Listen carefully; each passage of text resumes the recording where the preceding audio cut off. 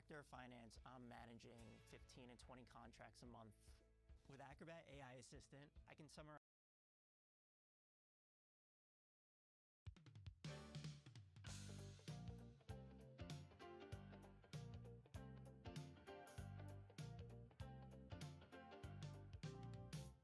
It's a war out there every day. You can't hide from it. You gotta play by the rules, play it cool. Gotta laugh in the face of the sad disgrace. When your friends and foes look alike on the face of it, they miss their history, but they fight over placing it.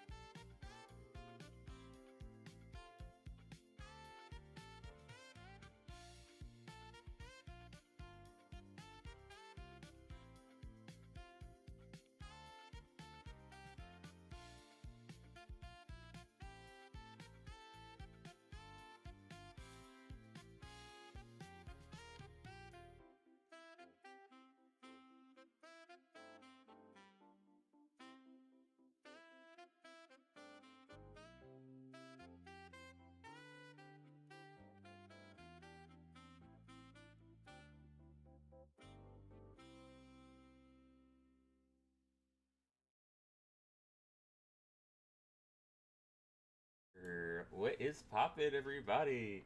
It's your boy Corey Shea. We back at it again with another live stream, another Persona stream. Persona, we'll be doing some Persona today. Persona 3, getting through the game a little bit, and then we'll do a Super Studious Street Fighter 6 stream. I might or might not play ranked, but I'm really just kind of watching some videos and just kind of learning, trying to learn some stuff. But yeah, how y'all been doing today? I have been same old, work, fuck it, damn it, work, and more work. But I'm actually proud of myself. I've been way more consistent with this streaming shit. My camera just glitched out for a second. I've been way more consistent with this streaming shit, so I'm very proud of that. Very proud of that.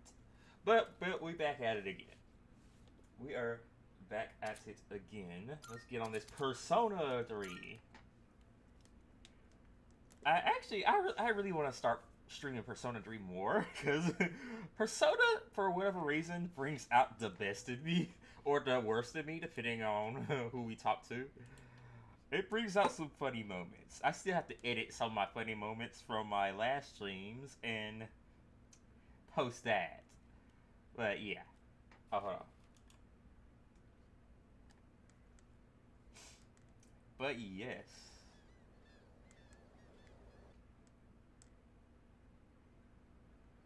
Let's get it. I cannot tell you when I'm gonna finish this game, but I'm gonna get. Oh, why does it always do this? Hold on, it always changes screens when I do it. There we go. Hold on, I gotta check something.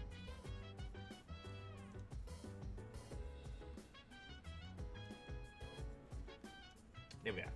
I bet. Okay, what were we doing last time? We were just sticking around. We got 5 days to we got 5 days to another full moon, so let's see what we can do. Who can I it's either Delinquent or Baby Girl over here. So we'll go with Baby Girl, of course. What are you doing? What you doing, Fuka? I like to check on our rooftop planners today if possible. Do you have some time right now, Corey-kun? Of course I got time. Of course! Anything for you. Let's do it. See you. Wait, what? Oh. Wait. Oh, hi. Let's go. There should still be a produce in the rooftop planter that has yet to be harvested. I should harvest. Oh, okay. After harvest was already up there first, and then I can talk to her. Alright. Fuka's so adorable.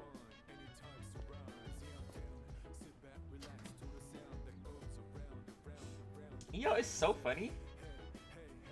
You know, in real life, I feel like Fuka would be the type of girl I would really, really like. Kind of like that quiet, shy girl. But funny enough, the girl I have now is fucking... she's... I wouldn't say she's like extremely extroverted, but she definitely gets me out my fucking shell. She's definitely a ball of chaos, I'll say that. Let's just say I worry for my safety sometimes when we're out and about. She's a fucking hell spawn of fun, but I love her. Okay, healthy potato. Okay, alright, bet. We producing shit. Should I plant something? Don't plant something. I guess I have to talk to Fuka. But yeah, I've been on so many adventures with my current girlfriend. It's so fucking funny. It's actually kind of funny. We met in high school. I don't know if you would count us as high school sweethearts potentially, cause she's the girl I had a crush on, but I never pursued it because, you know, shy being myself, I'm not about to get embarrassed. Not saying I'm one of those guys who would like beat you up if you reject me. We don't do that around here. But I would cry myself to sleep, and I did not want to cry myself to sleep. I was already depressed, so I'm not going through it. So one day, about 3 years ago, I was like, you know what? Nobody else loved me, so let me shoot my shot. Hopefully it goes in. If it doesn't, then I'll be lonely forever. So hopefully it went in. So here I am now, and I've been happy ever since. She definitely keeps it interesting. So yeah, that is my current relationship. But yeah, she's fun. Let's do it. Okay, let's plant that. Just like it can be harvested, plant it. Yes, this looks good. Okay, bet. Just to be safe, we should adjust the amount of fertilizer and make sure they get enough sun. She's so studious, so They smart. look like they're growing fine now. What a relief. I don't know. I said this last Persona stream. A part of me wants to. I like doing these little story times that I just did. I'll probably go over like some relationship stories. But like I said last time, I don't know who be watching my streams, so I don't know. I wanna rock the vote to it. I don't think I have that many interesting relationship stories. So I don't know. One day, I just like talking about my life. It looks like they're growing fine now. What a relief. It's all thanks to you, Fuka. It's all you, Big Goat Fuka. I only lent a helping hand. I'm sure tending them is important, but it's all thanks to the plants themselves for being so strong. Aw, take a compliment. You know, after I treated the plants when they were sick, I kept coming back here to check on them. Oh, I noticed that the spots where we had cut off the leaves were already sprouting new ones. And in just a little while, they were healthy and green all over again. oh. Maybe I'm making a big deal of this, but it made me realize that life is actually quite amazing. Yes. It didn't matter that they had been weakened or had damaged parts. Okay. Just giving them a little support was enough for them to show how strong they really are. Oh shit. Hold on. Let me switch my thing over. Y'all can't see Fuka, baby girl.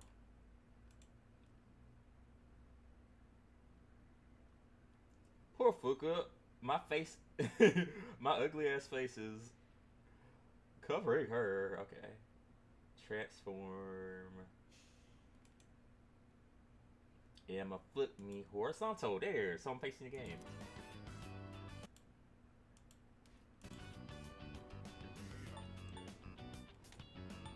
We could learn from this. Mm. Yes, it really gave me hope. I think in a lot of ways, we're just like them. Oh, okay. Okay, what you trying to... I'm not sure how to say it, but I hope I can be as resilient as these plants are. Okay, I believe you. I believe in you. Fuka is looking tenderly at the plants we're growing together. Okay, so we got a new move. Oracle grants one random positive effect to all allies. Okay. I think I'll check on the plants one more time, just to show my appreciation. Maybe if I keep thanking them, they'll grow even healthier. Aww. She's so positive. Alright, that should do it. Shall we head back down? Of course. It's always a positive experience when I'm hanging out with Fuka. She's so adorable.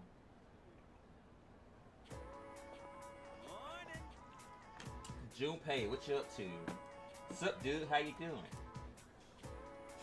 Pretty good. What you up to? Same here. I'm doing fantastic. Let's own that next shadow and make the world a better place. Yeah. Okay. This is it's so funny. Pass it ended for today. Okay. Who on our telephone today? What shenanigans shall we uphold today? Oh shit. I got another save file.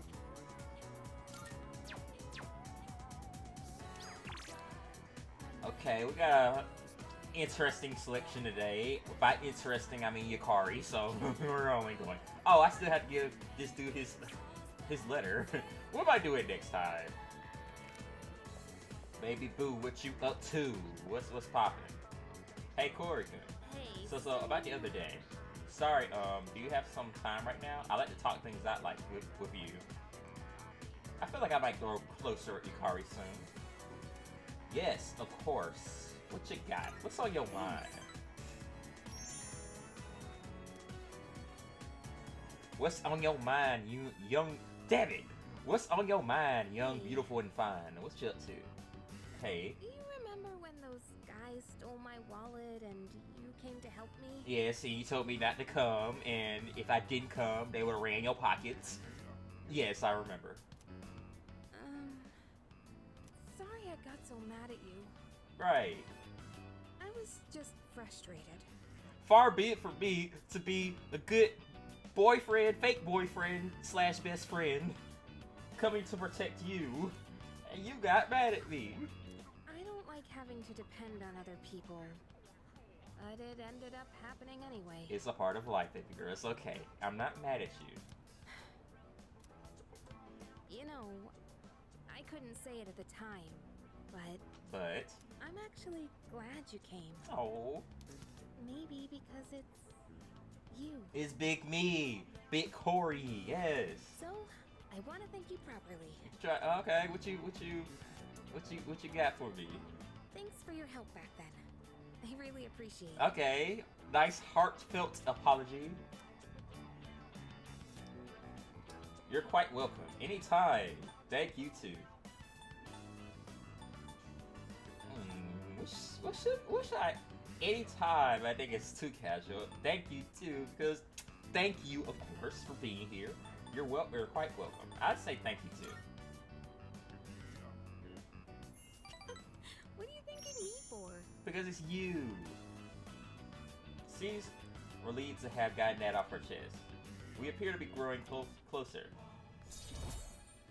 I bet. Yes, sir. My other little honey. My other baby mama. That's a big weight off my shoulders. Okay, I'm trying to put another weight on your shoulder. Shut up. Shut up. Let's head back down. Alright. The lift doesn't get a lot of foot traffic. So I think it's a good place to have serious conversations. Okay. But couples tend to sneak up here too. If anyone sees us, the rumor mill might go crazy again. Girl, I don't care about what nobody say. Shoot, it's just you and me up here. That's all that matters. Fuck all that. They can say what they want to say. What you trying to get into? Wouldn't that be annoying? You know, if people assumed we were dating. Ain't nothing to me. I mean, you just another one on my roster. Shut up. I swear, I'm faithful in real life. Ooh.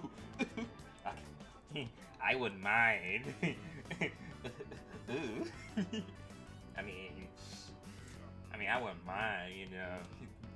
Let them talk. Ooh. Really? I'm not sure if you're being brave or oblivious. She like that. She like my little wild side. Still, that's something special about you. You don't get bogged down by what other people think. Yeah, it's just me. Yeah, I don't give a fuck. Uh-oh.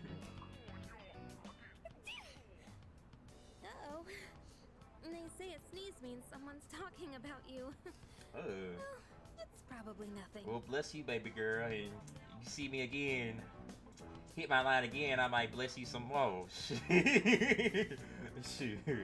Blessings, queen. Grand rising. Let me shut up.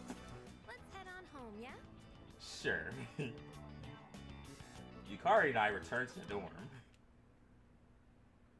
Now that I think about it, we might have to keep it quiet because I got my main squeeze Yuko. I don't want to get her upset. She don't need to know about this. I'm such a whore. There's a good chance our next operation is gonna be Sunday. We got 4 days to prep, so don't slack. I will slack. Nice.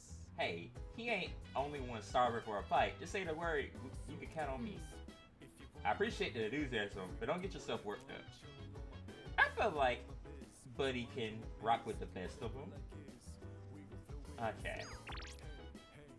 You ought to know. While autumn has finally gifted us with pleasant weather, a human presence can be found within Tartarus, albeit a weakening one. I believe it's best for you to hurry if you wish to save them.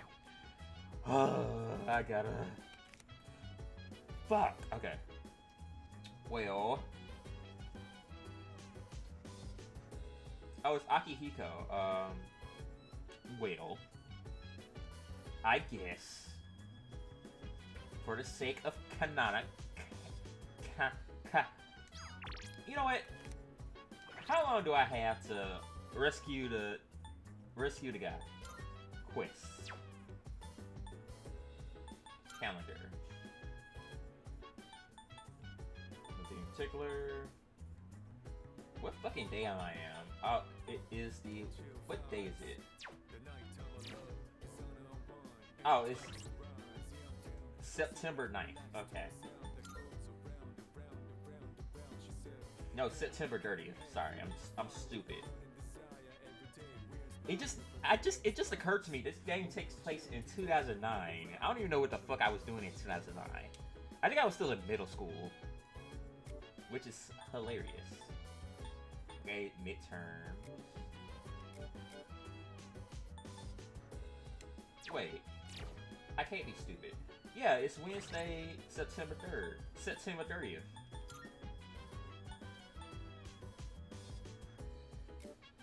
Okay, I'm just stupid. Okay.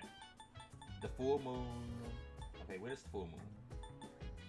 Okay, that's Operation Day.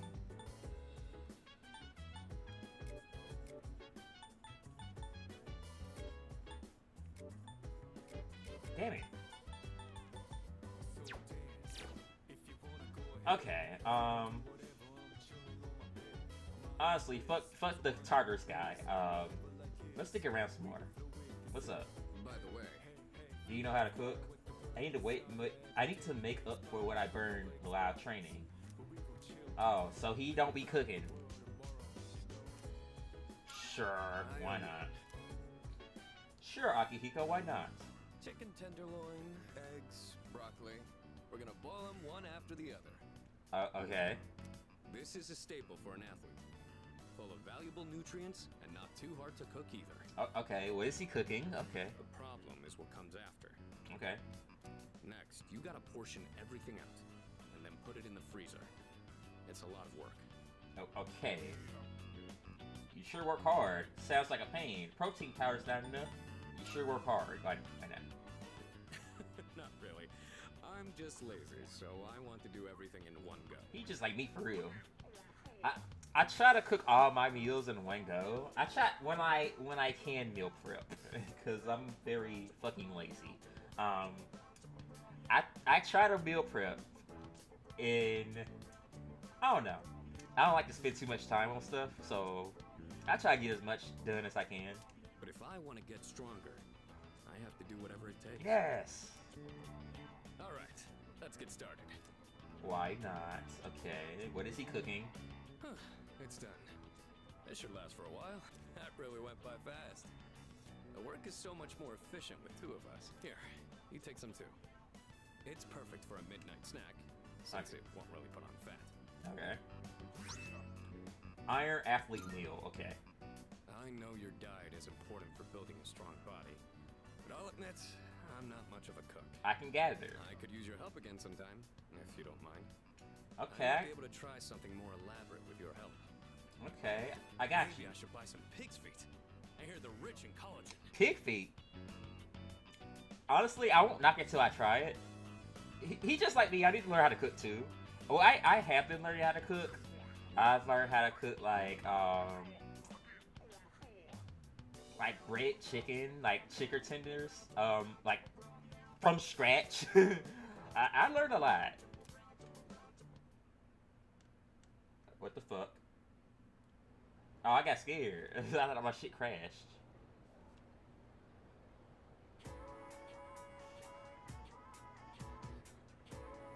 High key, I just noticed our uniform is actually kind of clean, especially with that little vest with the little blazer on. By the way, It's finally time to break out the winter uniforms. They're so heavy, my shoulders hurt. At least I found my lapel pin in a pocket. I'll haunt me forever if I couldn't find it. You know what? My shoulders have been hurting lately too. Plus I'm hearing weird voices. And also been getting headaches. No way. You're haunted. Okay.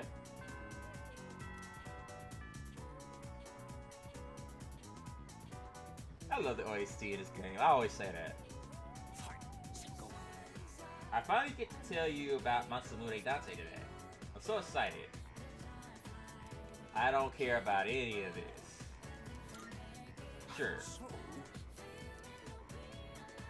I know Masamune Dante is like a famous samurai.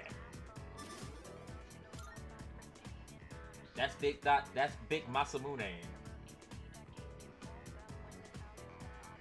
Historical figure, if you will. Okay, you know what time it is. Who's on my telephone today? Okay, I got options. Well, let's do Yukari again.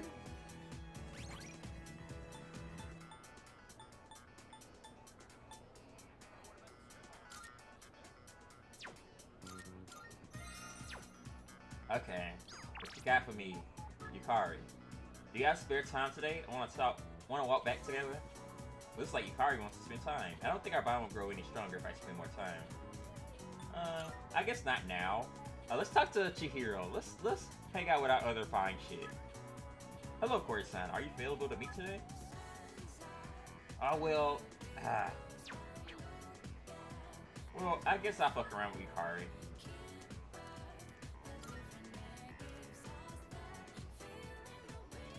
What you want, Yukari? Sure. I'd skill some time with her. Great, let's go somewhere. Haha, and then what happened? I can feel my bond with Yukari grow stronger as we spend time together. I feel like our relationship will grow stronger soon. I'm so unfaithful in this game. I'm talking to so many girls, which makes a funny topic. I don't understand how dudes can cheat. The impulse to cheat has never built my mind. But what if it did? Disclaimer: if I post this as a clip, I'm faithful. I never cheated, not once in my life, never will. But honestly, I'll probably be the worst cheater ever. Because I'm so fucking innocent. I can't keep a secret. I feel so bad. Dude. And I will probably make it obvious, like little signs, like I would distance myself from my girl if I ever like actually cheated. But yeah, I don't understand it. Oh boy. Like how would I even go about cheating? You know, I mean, I don't know. I mean, I could be a little sneaky little harlot if I wanted to, but honestly, who would want to even cheat with me? I'm lucky I got the girl I got now. Shoot, I don't even know what she sees in me. What does anybody else see in me? Well, yeah. I would never cheat. Black men don't cheat. But it would be funny if I did. It actually would be funny, but it kind of will be humorous if I did. Oh man, I get my ass beat. My girl will beat the shit out of me. Which is funny. It's actually funny. I showed my coworkers a picture of my girlfriend the other day. They said she looks like she beats my ass. which is not too far off. She'd be abusing me. Let me shut up. She does not abuse me. Disclaimer. Don't harass her. Yeah, I don't even know who the fuck she is anyways. Maybe one day she'll be on my stream. Maybe one day. But yeah. She don't be beating my ass. She don't beat my ass. Let me shut up. Well, anyway, you know what?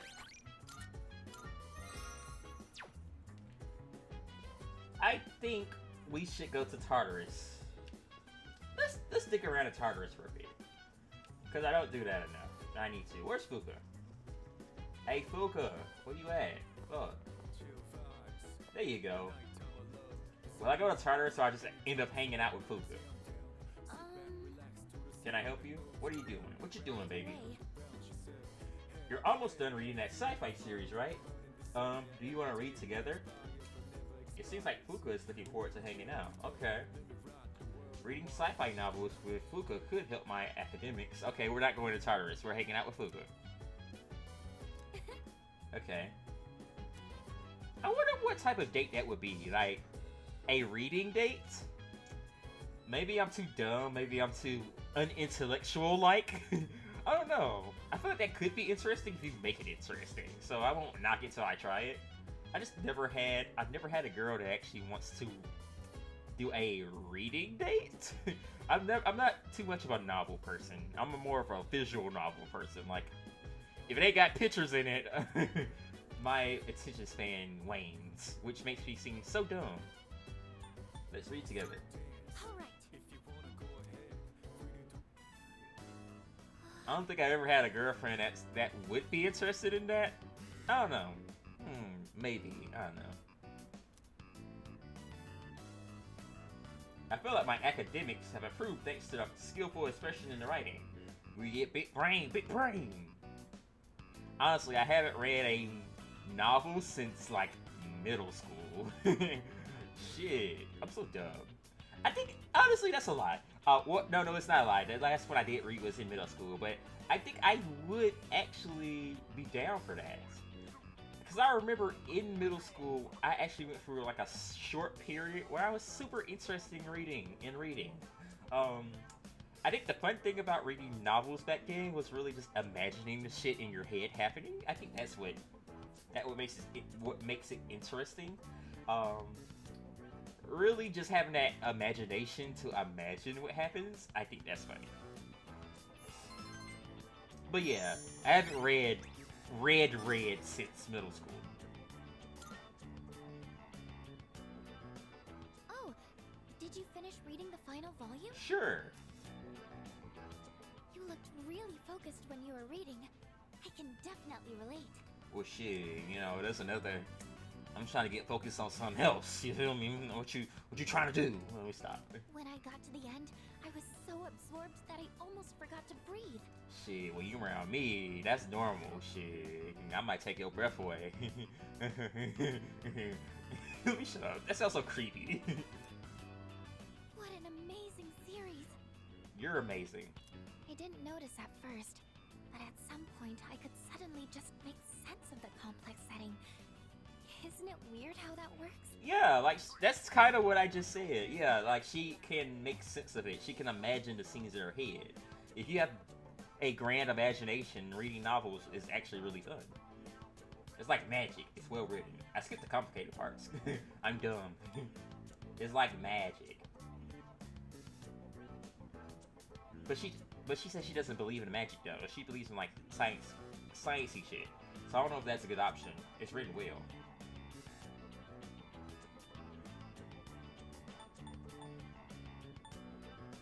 I say it's written well. Right. If it was just straight exposition, it would be exhausting trying to keep track of everything. Being able to tie the world building into the narrative really shows how skilled the author is. Yeah. I wish I could communicate as well as the author does in this book. You got this, baby girl. You got this. She just like me. She a shy being too. I too struggle with communication. I've definitely gotten better at talking to people. I'll say this. I think working in retail has helped me. My first ever job, I used to work at this place called Kohl's. I worked there for 9 years. Can you believe that? Almost a fucking decade. I worked there for a good hot minute. And it definitely helped me actually like talk to people. Because I was definitely quiet as fuck when I first got there. But yeah, that's definitely gotten me better. Gotten me out my shell. I still got a long way to go, but I'm more of a talkative being now. now more than ever. Remember when I told you how I recommended a book to a classmate, but she turned me down?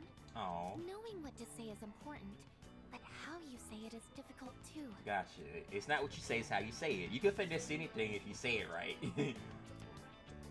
Before I I could tell her how fascinating the story is, I was telling her how many volumes it was and that it's written by a famous author. So you scared her off. So this reminds me of the whole One Piece thing, where, see, people are put off so hard about like One Piece, how long it is, but they don't understand it. One Piece is actually a godlike story. Yeah, I'm on my soapbox. One Piece is peak, by the way. I gotta catch up on it though. One Piece is peak. Don't let the episode count and the volume count stop you. It's actually a really good story. It's super well written. Yeah, I don't know what y'all be saying. Now, if you don't want to read all that, fair. I mean, who am I to tell you why to like something? But you're missing out if that's why you don't want to read it. It's long for a reason, because it's peak. I don't think that kind of information's going to persuade someone to read. Yeah, you gotta tell them the good shit. It'll go better next time. You got this. Thanks. Maybe I'll try talking to her again. I think I'll have a lot of good things to say about this book now. Yeah. It always feels nice when someone shows an interest in something you like. Even just sharing our opinions like this is so refreshing. Yeah. That's why I really want to work on how I communicate things. Yeah. Because if I do that, then maybe I'll get more fun moments like this. Yeah, you got this. Puka's nodding with determination. Yes. You got this. New move, too. Weakness Mitigator. Greatly reduces damage taken when an ally's weakness is struck. Okay. Oh, look at the time. We should probably call it a night. Okay. Alright. I have some other books I can recommend, if you'd like. Ooh.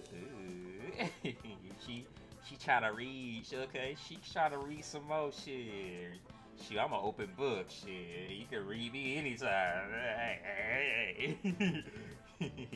You know, I mean, be careful now. I'm a big chapter book, you know. I'm kind of big, kind of thick. Let me stop. I don't know if you can handle me. Let me shut up. Thank you. I hope you'll like those too. I like them. Well then, good night. Oh, she's so adorable. I love her. Fine shit, Fuka. I like her. I love the shy ones. Class is ended for today. Alright, you know what time it is. Who's on my telephone today? What we got? Okay. Nobody particularly interesting, but I do have to give Shinji his letter, so that's a good thing. Hold on. Let me save.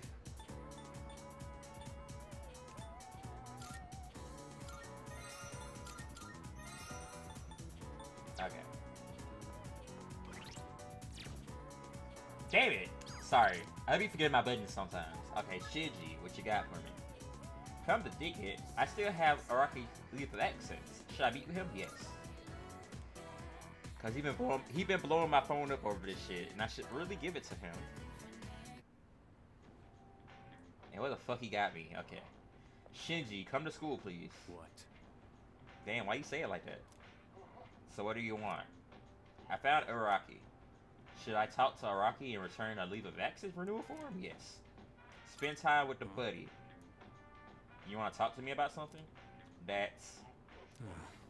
Let's go somewhere else. You hungry? Oh, he treated me. Treat me like a good little bitch. I like it. In my princess era. So, are you still carrying that thing around? Because you need to come to school. Education is important. I couldn't hand it over. You need to rethink this. Okay, I would say this, because I don't want to pry into his life and tell him what to do, but he needs to come to school. Couldn't hand it over. Looks like you're not just playing errand boy this time. Sorry, but I'm not going back to school. Nigga, go back to school. Since it's you, I guess I'll say it. I ain't gonna live much longer. That is so unfortunate. Oh, no, not Shinji. I'm getting by on meds right now, but that won't last forever. Aw. How did that happen? Is there anything we could do? This is probably the part where I ask God for a miracle. But that's never worked for me. Oh. This is my body we're talking about. I know it better than anyone. And I know there's nothing I can do. Aw.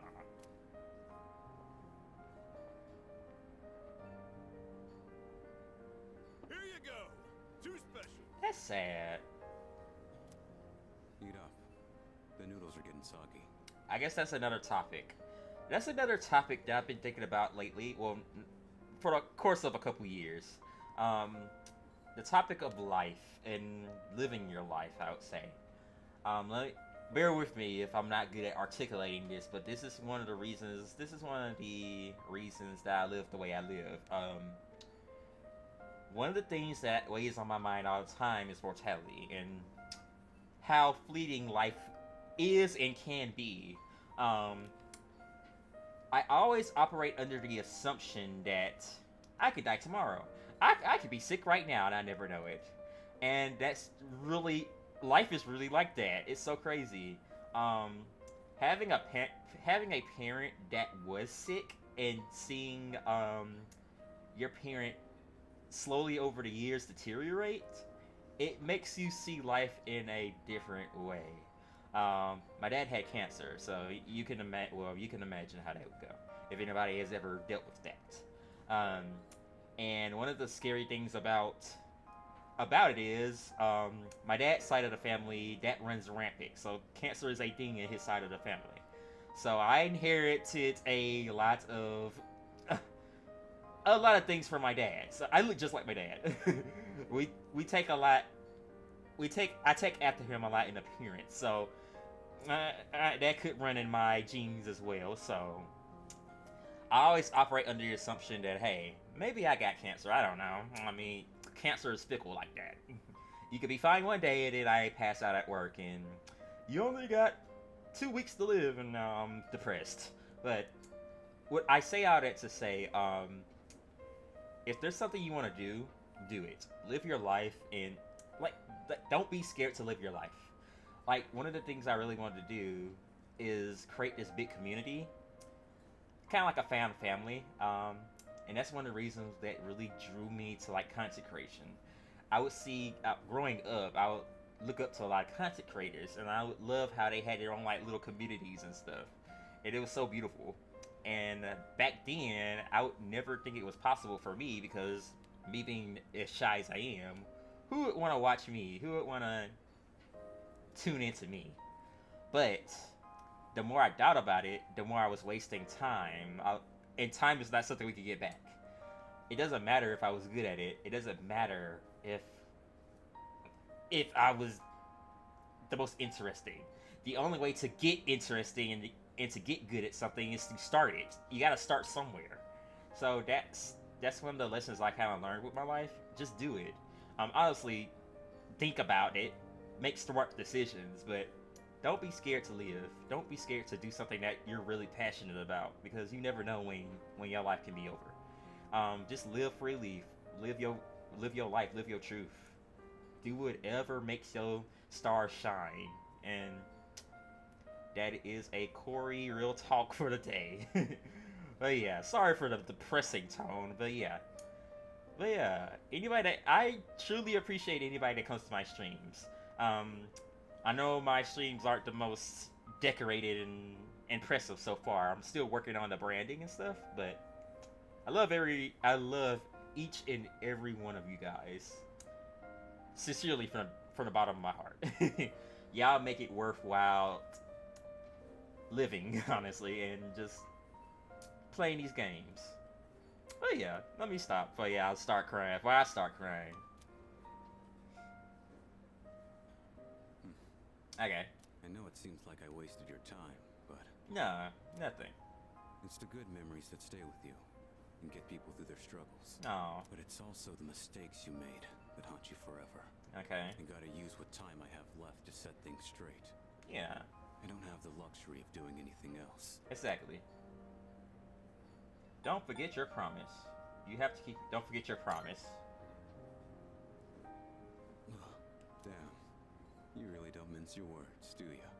Oh. But you know, that ain't so bad. Okay. It's way more refreshing than having someone keep quiet because they're scared of hurting my feelings. Oh. That's another thing about me. I'd rather someone be honest with me.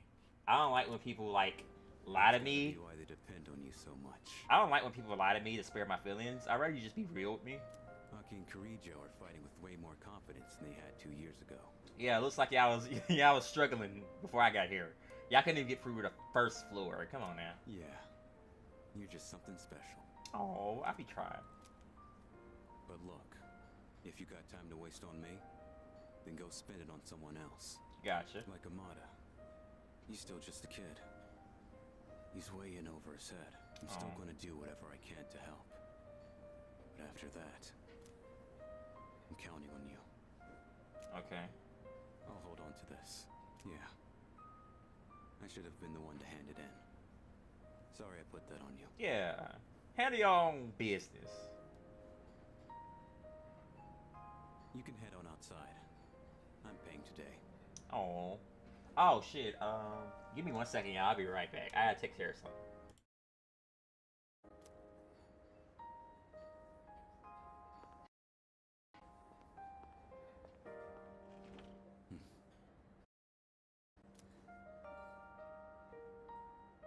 Thanks. Money's on the counter.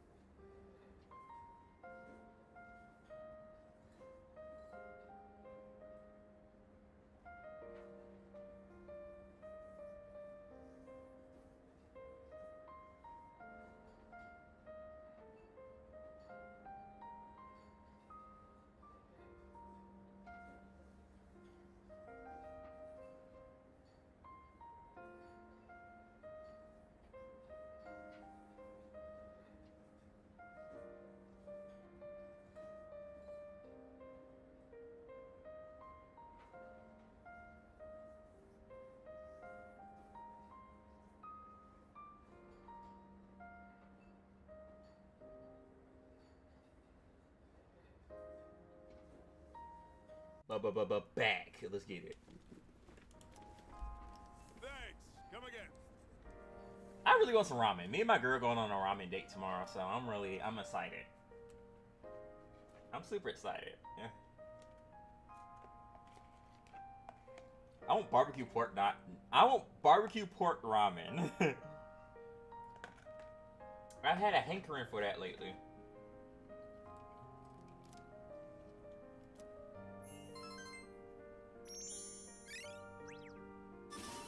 Well, my courage went up. Yes, be courageous. I gotta get my academics up though. I'm dumb as shit. Oh,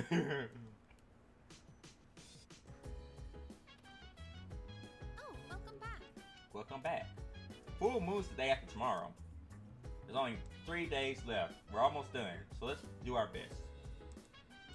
Okay.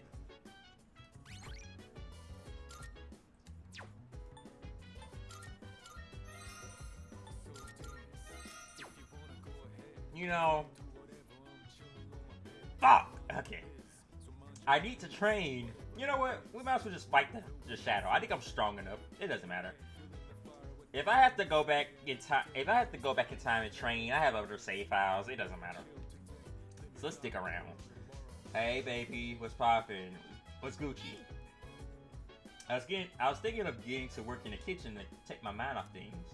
We got some time. We should cook together. What do you say?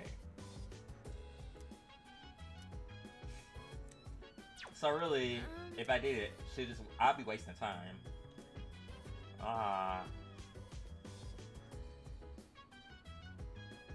Fuck. Okay, whatever. Like I said, I can always go back in time. Thanks. Okay. Yukari looks serious.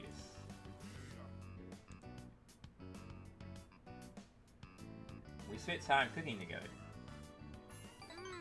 Putting putting in the effort to cook a homemade meal always makes it taste extra good. Right? That's one thing. Oh no. Okay, that's another thing. One thing I really love about my girl, she cooks for me sometimes. Sometimes. Well, I say less cook for me, more so cooks for her family. Cooks for her family. Sorry. She more so cooks for her family, and by proxy, she cooks for me. I just so happen to come over when she cooks, so it doesn't. So I guess technically, my girl is chef. She be chefing that shit up. You know, you guys know me. The quickest way through my heart is through my stomach. So you give me food, I love you forever. Whether a friend, girlfriend, or whatever, just give me food. It's the best. I will love you. The lost seem to be growing in numbers. I didn't know. Yes. I cannot explain why, but our highest priority should be eliminating remaining shadows. The moon will be full tomorrow. I shall accompany you in battle.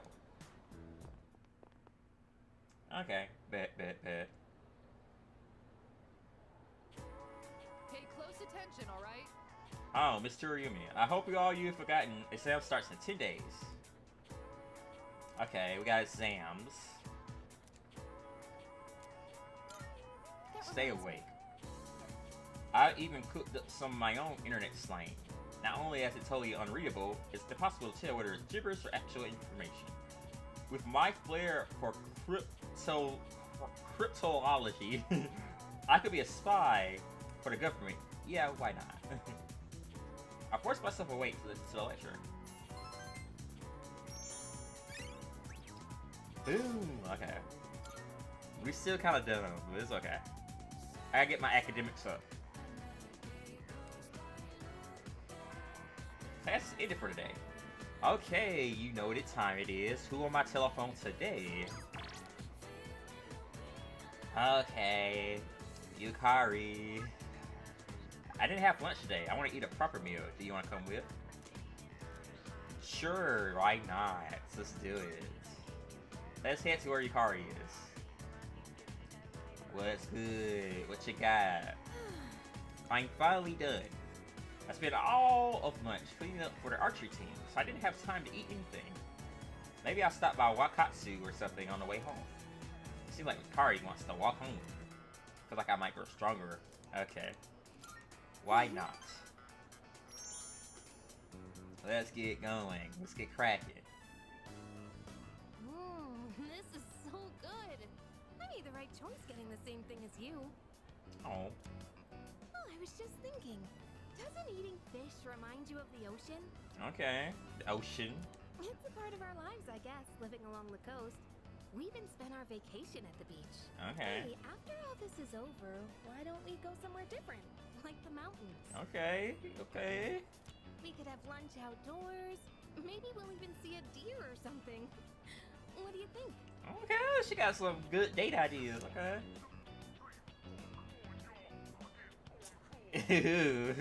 Let's go with just two of us. Let's spice it up a little bit. Hold on. What's this all of a sudden? Ooh, she like that. I got 3 exclamation points. Ooh. Just the two of us? Yeah. I didn't mean it like that. I mean, if you... Right. Well, I meant it like that. So, what you trying to do? I mean, it's not that I don't want to. It's just... Oh, so you say you I'm want not to. ready yet. So you saying you want to. Okay. Okay, she says she's not ready yet, so... I go with your speed. Oh god, what am I saying? Ooh. Ooh. I'm cracking the facade. Oh, I think she like me. Oh, I think Yes! She falling for the charm.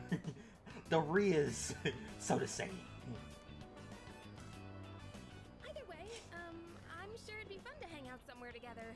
I could even make food for us. Ooh. Yes. Let's do it. Shit, I got her all flustered. She don't know what to think. Hey, all you need to think about is me right in front of you. The goat right in front of you. I might not look like it, but I'm a pretty good cook. Just you wait and see. I bet. Shoot. I eat up whatever you put down. You feel me? It's been a while since we've talked about going on vacation. I'm excited just thinking about it. Ooh. I'm not sure how to say this, but when I'm with you, I don't feel so alone. Yes. Yes. Yes, sir. Yeah, it's you and me against the world, baby. I got your back like chiropractic. And there's everybody at the dorm, but usually I feel like the real me is trapped somewhere deep down inside. Aww. Maybe it's because of my family situation, but I'm always pushing people away without realizing it. Aww. Lately, though, that's been changing. And I think it's thanks to you. Aww. Look at me changing these 2D women's lives. You love to see it. It seems we're growing closer. Ooh, let's go. Rank 7, let's get it. Well, that was delicious. It's getting late. Shall we head out? I think that's the most beautiful part of like a relationship. It's kind of like that getting to know someone phase. Kind of like the, I guess you would say it's the honeymoon phase. Like the starting out phase. Just kind of getting to know them, learning more about them. It's kind of the most wondrous phase. It's cute. I love that. That's why I love romance so much. I'm a sucker for a good romance. Welcome back. Hi, how was your day? Full moon's almost here. Be on standby in the dorm tomorrow, like usual. So make sure everyone's ready today.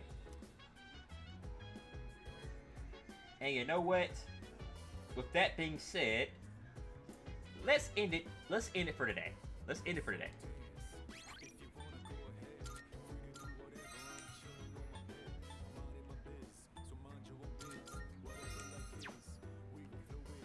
Okay, so in the time, I will end it. We'll end the Persona part of this stream for today. Next time, in the meantime, I train up, and we'll be ready for the boss next time. So we'll have a little bit more of a exciting Persona stream next time. So yeah, I already saved it. All right, so let me get the Street Fighter ready. I think we had a good Persona stream today. A lot of real talk, a lot of clippable moments, I would say.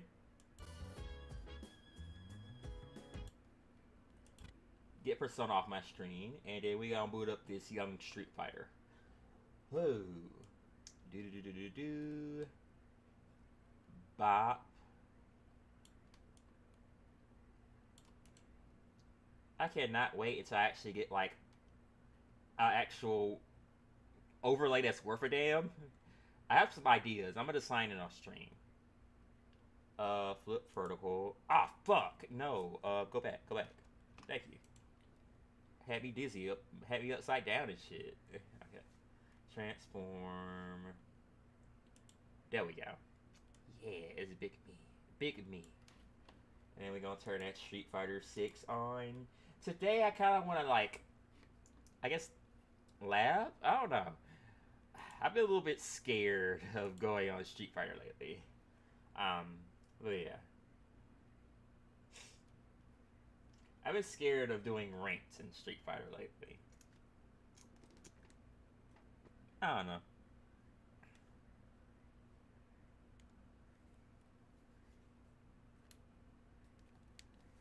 Oh shit, let me change my controller out. I'm still on my PS4 controller. We don't want that.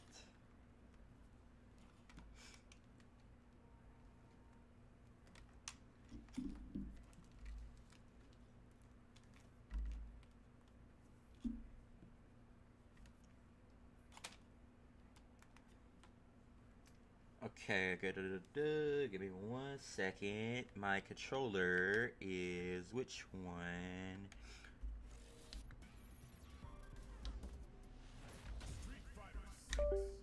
Street Fighter 6. The 6th Street Fighter. Did you guys know of 6 Street Fighters? I didn't know. I'm just playing. Anyway, anywho.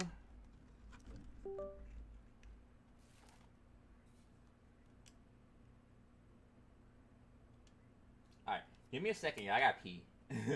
Ew, too much information.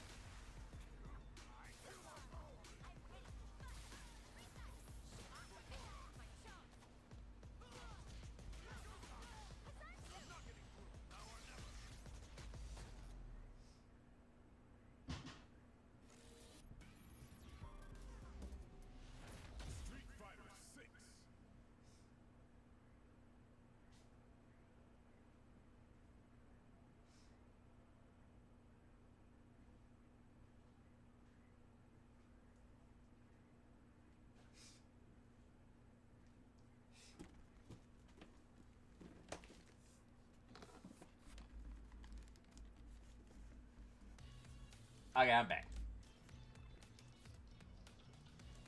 We're back. Also, I have to change. Let me change my category. Let me fucking change my category on Twitch, so they know that I'm streaming Street Fighter now. Street Fighter. Street of Fighter 6. Update. I bet. Let's get to it.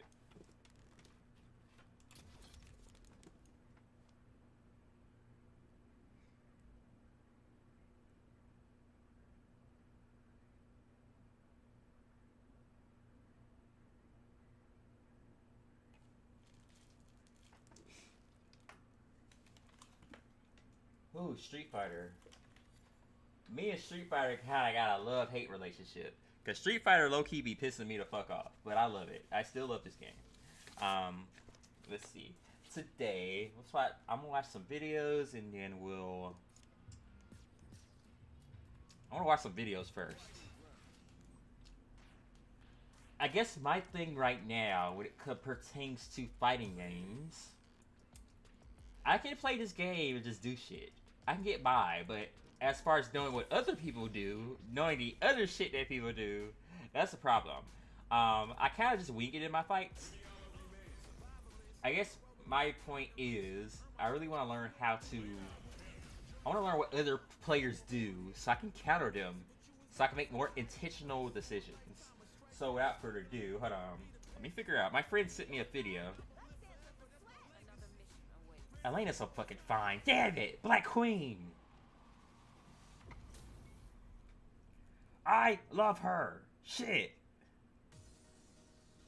Fuck! Okay, stop. I'm such a goofy. I am so very much a goofy. But you guys love me for it, so why not? Okay, give me 1 second. I gotta find this video my friend sent me. Okay. I love my Discord friends so much.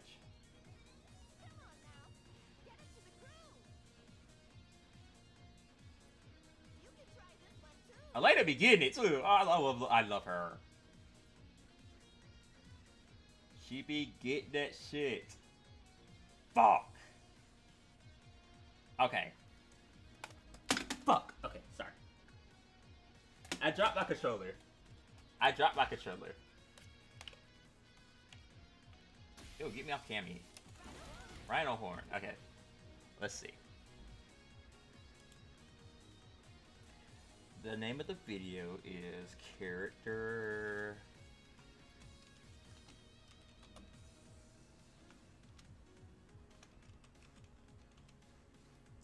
Archetypes in Fighting Games. Perfect. Okay. Perfect. Okay. So, let me bring up a window.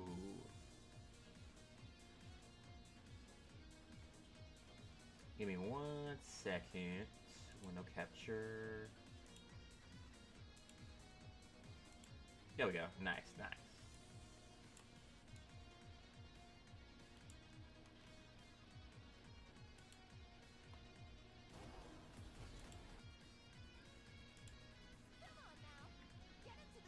And as far as Street Fighter goes,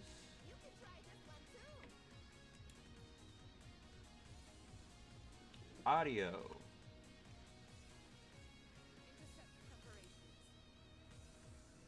Let me turn Street Fighter down just a little bit.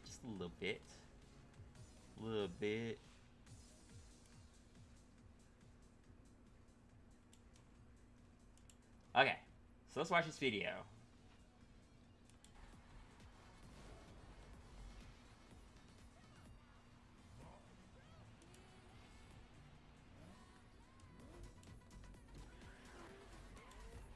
Let me get this fucking ad out of here. Okay. I got my handy dandy notebook here. So we're gonna write some notes. We, as humans, tend to like stereotypes.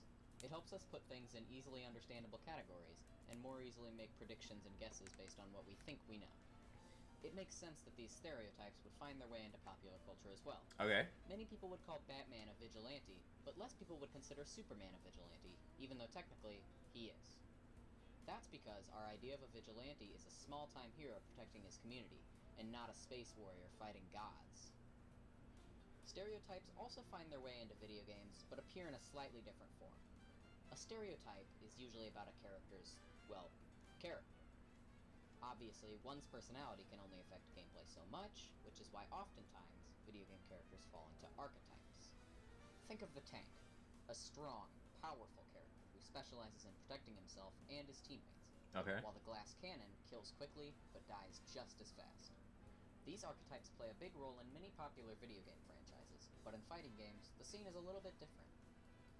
It's not as easy to assign archetypes to characters who exist in such limited spaces, being on a 2D plane instead of a battlefield or a capture point. That's why character archetypes in fighting games tend to fit a little looser than roles in an FPS. Usually, a character archetype in a fighting game refers to the general game plan the character wants to run. For example, a grappler wants to get close up and grab you. That being said, in most cases, one archetype doesn't encompass a character fully. Lots of times you'll see combination characters who do one or more things exceptionally well. I like to envision fighting game characters as a recipe. Okay. Each character takes varying amounts of ingredients from their archetypes, and then are prepared in a way that makes them unique. For example, if you were to cook a soul bad pie, you would need 50% rushdown, That's 30% cute. grappler, 20% shoto, and a hint of stance change. For this video, I will briefly discuss what I think each type is, and what I believe to be their strengths and their weaknesses. Okay. Archetypes. Write that down. First up, we have shotos, named after Ryu and Ken from Street Fighter's fighting style. Okay, Shotos. Obviously, I know this one. Well, I think we all know this one. Shotos. Okay, Shotos strengths. Footsies. Footsies mid-range.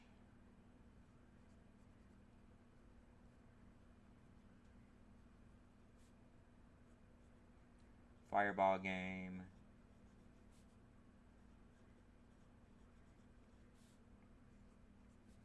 Ground control with fireballs.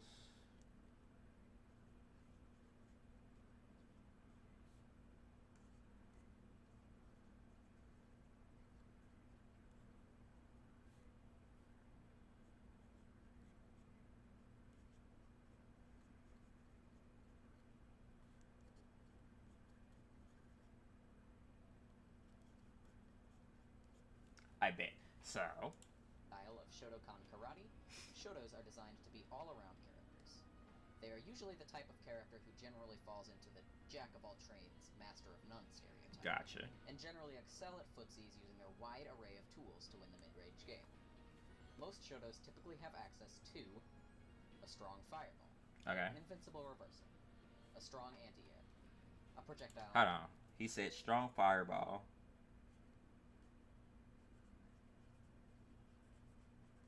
Usually have strong fireball, invincible reversal,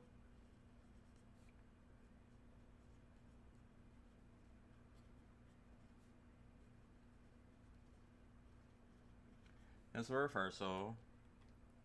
Let me go back a little bit. strong fireball, an invincible reversal, a strong anti-air, Strong a anti. Oh, projectile damn it! Stop that. Strong anti-air.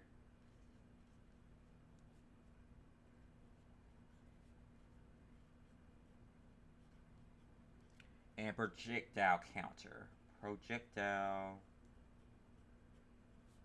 counter. So pretty much like he said, jack of all trades but master of none. Okay.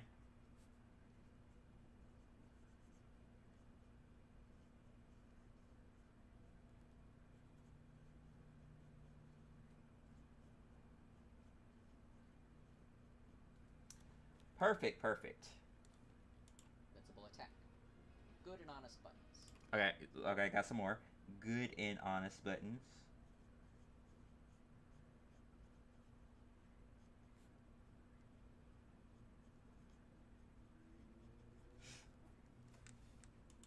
and finally, a decent walk speed and health pool. Damn it, decent walk speed.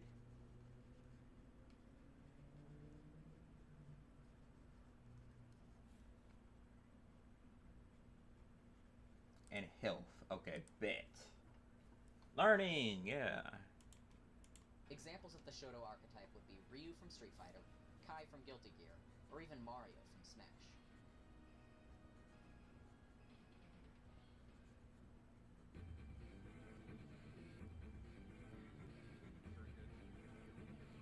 Okay.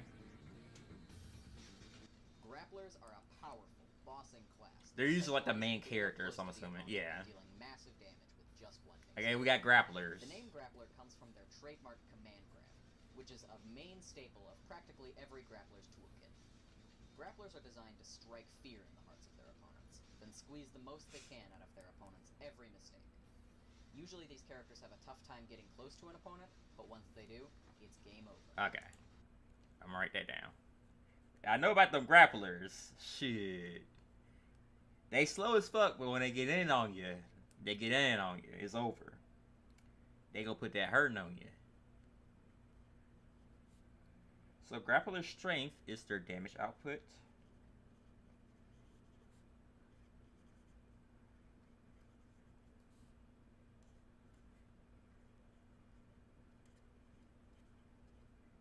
Okesime is the wake up game.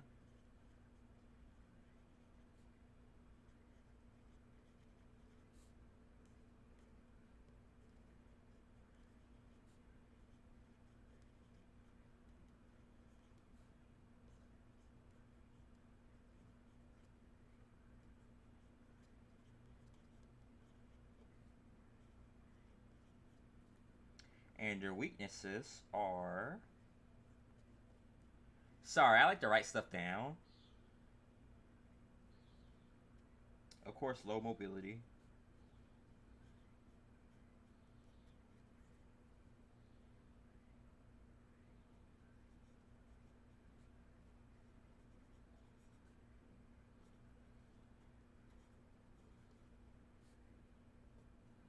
Bigger hitboxes. Da da da da da da. Most grapplers are large, of course.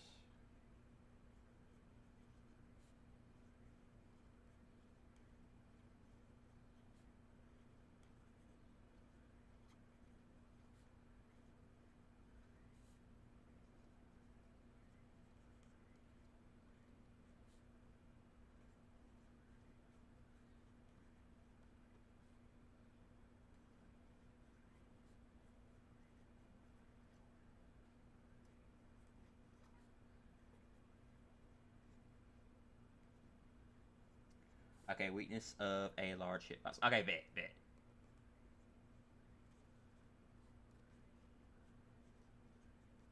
They're basically a big, slow-moving target.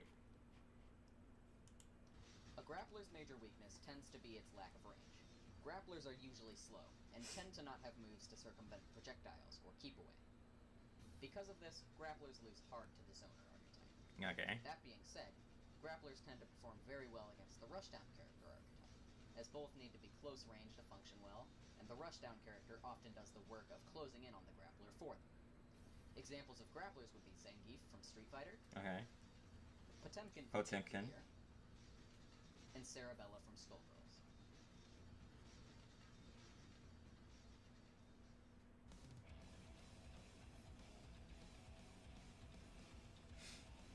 I think this is Sonar. Yeah, Sonars.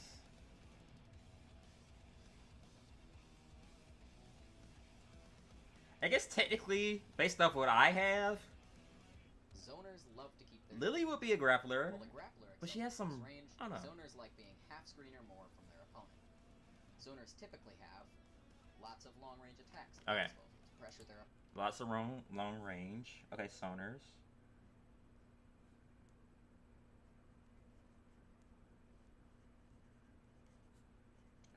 Okay. Let me write these notes down. Strong mid long range game. Okay, bet.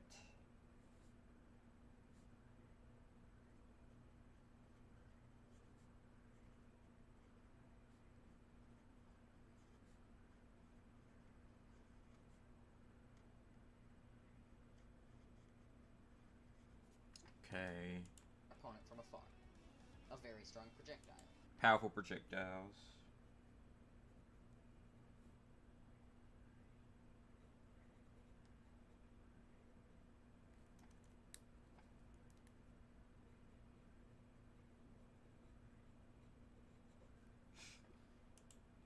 And a tool used to knock the opponent back once they Get off me too, okay. Plays like a reversal.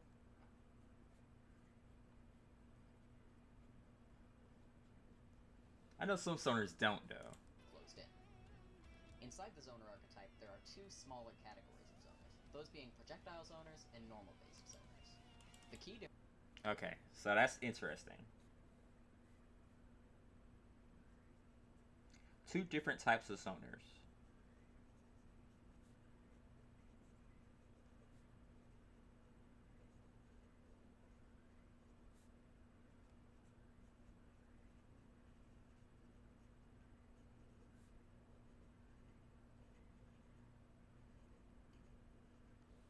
and normal base zoners. Okay, okay. I'm learning. Big brain. My brain is getting bigger. Normal base zoners. Bet. Difference between these two archetypes are the tools that they use to zone. The projectile zoner uses 2 or more strong fireballs to keep the opponent at bay. Then they abuse these strong fireballs by making the opponent want to jump in, then countering with a powerful anti-air attack. The normal base zoner usually uses long-range normals by way of a long-range weapon or extendable limbs to make sure the opponent can't close in. These characters tend to have extremely slow attacks, but ones that cover pretty much anywhere on the screen if you know how to use them. A unique weakness of the normal base zoner is that their extended hitboxes can normally be attacked, leading to a counter hit that allows the opponent to close in. Zoners tend to struggle when the enemy gets in, usually lacking strong up-close buttons or a reversal of any kind. I'm gonna write it down. Hold on. Long range normals.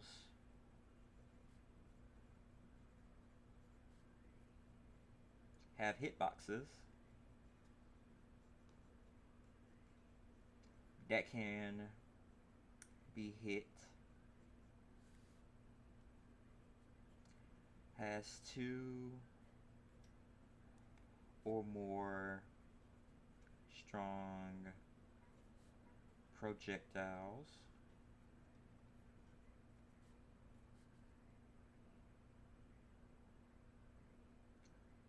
Frustrates opponent to jump, then counters. I bet. Because of this, the rushdown character archetype tends to beat the zoner. Gotcha. Adversely, the zoner dominates over the grappler, keeping him at bay and forcing him to take what the zoner dishes out. Examples of a projectile zoner would be Guile from Street Fighter, Of course. Peacock from Skullgirls. Examples of a normal base zoner would be Dhalsim from Street Fighter, or Axel from Guilty Gear.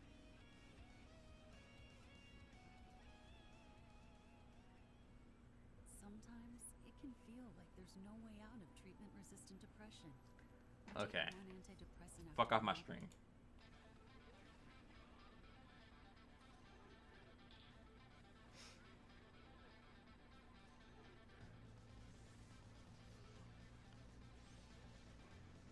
Okay, Leo. They want in, and they want in now. Rushdown. With a less flattering Unga Bunga playstyle. Unga revolves Bunga. around charging headfirst at your opponent with little regard for your own safety. Rushdown characters want to close in on their opponent similar to a grappler, but functions differently in the fact that a rushdown character tends to need to get in multiple times to win, and usually has more tools to do it than a grappler. A grappler's main weakness is getting in, but once they're in, they win. A rushdown's main strength is getting in, but this is usually balanced out with a low health bar, poor footsies, and poor range. Rushdown characters typically have very fast buttons. Okay, very fast buttons.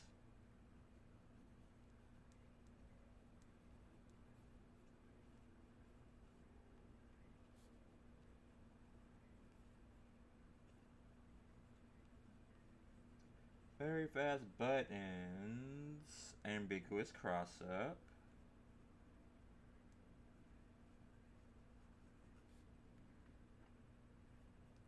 Ambiguous cross up, mix up.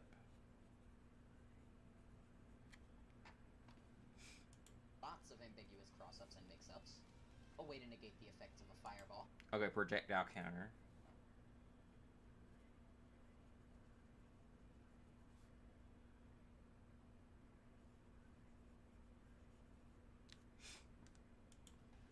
Extremely fast movement speed. Okay, extremely fast movement speed. I know a lot of people that are fighting games that's watching my streams, this might seem obvious, like why did I have to write this down, but I like to write stuff down. And strong up close pressure. Okay, strong up close pressure.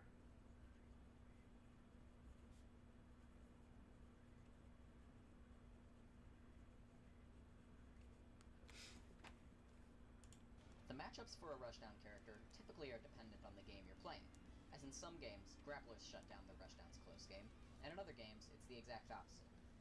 Generally, though, rushdown loses to grapplers and beats zoners and shooters. Examples of rushdown characters would be Cammy from Street Fighter, Of course. Leo from Guilty Gear, and everyone from Dragon Ball FighterZ. Puppet characters. Puppet. Only for the most skilled of players. Puppet characters. Truly the most difficult fighting game archetype. And no, Bash did not pay me to say this. Would this technically count as a Puppet sonar? characters are unique in that they control two characters with just one Oh, well, controller. 2 character controls. This can be done in many different ways, but typically we see both characters moving at different spots with the same inputs. For example, you input a move to summon a dummy full screen, then make both characters walk forward. Press punch, and the dummy and you both attack, covering 2 different positions the enemy could be in. This simple concept builds on itself so much, and ends up becoming an incredibly difficult concept. Venom is so crazy in As Guilty Gear. characters with this strength usually have major weaknesses elsewhere. Puppet characters generally excel at pressure from anywhere and everywhere, while they tend Okay. They typically are good with pressure.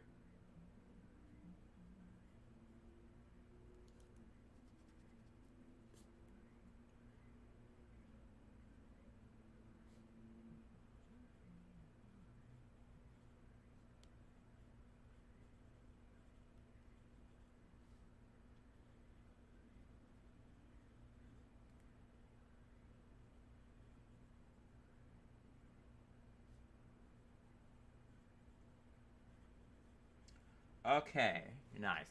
Okay, there's strong offensive pressure because they're 2 people. Defense weak. They have weak tend defense. to have extremely poor defense. It also doesn't help that by themselves, each character's normals and specials tend to be underwhelming at best. You really have to learn how to use your characters in tandem with each other Okay. to get the most out of them. Puppet characters tend to lose to rushdown characters and win against grapplers. Examples of a puppet character would be Zato 1 from Guilty Gear, Miss Fortune from Skullgirls, and Rosalina and Luma from Smash Brothers.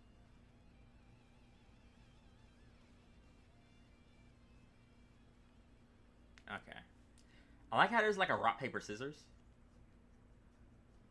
An admittedly similar archetype to the Stance puppet characters, character, okay. Stance characters split their utility not between 2 bodies, but between 2 modes. Usually, stance characters will be focused around a single input that changes most, if not all, of their moveset. A stance character could be a rushdown character 1 second, but transition into a grappler or a zoner the next. Okay. The weakness of a stance character tends to come from being in the wrong place at the wrong time, as it takes time to switch movesets, and in a genre where matches can be decided in seconds, usually is not a good thing to waste. To help balance this out, stance characters are usually given overwhelmingly strong tools for the function they try to perform in their stance, while having next to no tools for anything else.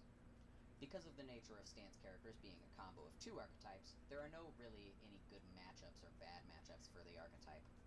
That will come down to what 2 movesets they switch between. Examples of a stance character would be Gen from Street Fighter, Vega also from Street Fighter, and Leo again from Guilty Gear. Mm-hmm.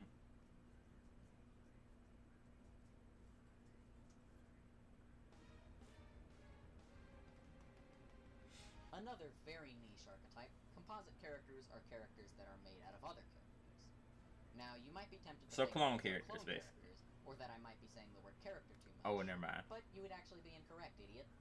Oh, A never clone mind. character Damn. takes one character's toolkit and animations and repurposes them slightly to fit a different set of skills. A composite character takes exactly the same attacks of many characters and mashes them all together in one big goopy pile. These characters are rarely seen, as it is hard to make them make sense by a lore perspective.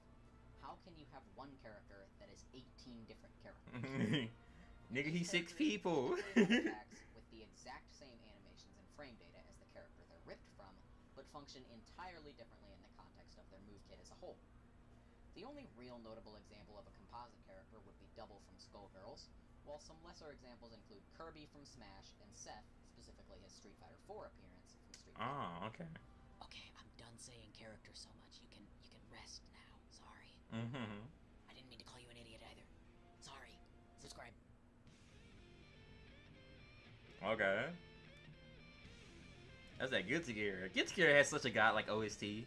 A much rarer archetype, the mix-up character is built around hitting the opponent Okay, in ways mix-up. they don't expect to be hit. This includes lots of high-low mix-ups, cross-ups and unders, and grabs or unblockables. Usually, these moves will share a similar animation to each other to make it hard for the opponent to tell which one they're going for. A general weakness of this school of design is that the new player won't understand what a mix-up character is doing and will get frustrated, while the high-level player will see through all of the mix-ups and destroy that same character. Because of this, mix-up characters tend to be avoided by fighting game developers. Examples of mix-up characters would be El Fuerte from Street Fighter, Loane from Grand Blue Fantasy Versus, and Anji from Guilty Gear. Although, Anji was the only one that was actually done right. Damn. But that's a topic. I want El Forte to be back so bad. He looks so cool. I remember watching him in Street Fighter 4. He was so crazy. Many people define a gimmick character as one that abuses one or two strong options in a kit that makes them strong, but I believe this definition to be false. My definition of a gimmick character is one that relies on a mechanic not defined by the universal mechanics of Okay, gimmick character. I'm gonna write that down.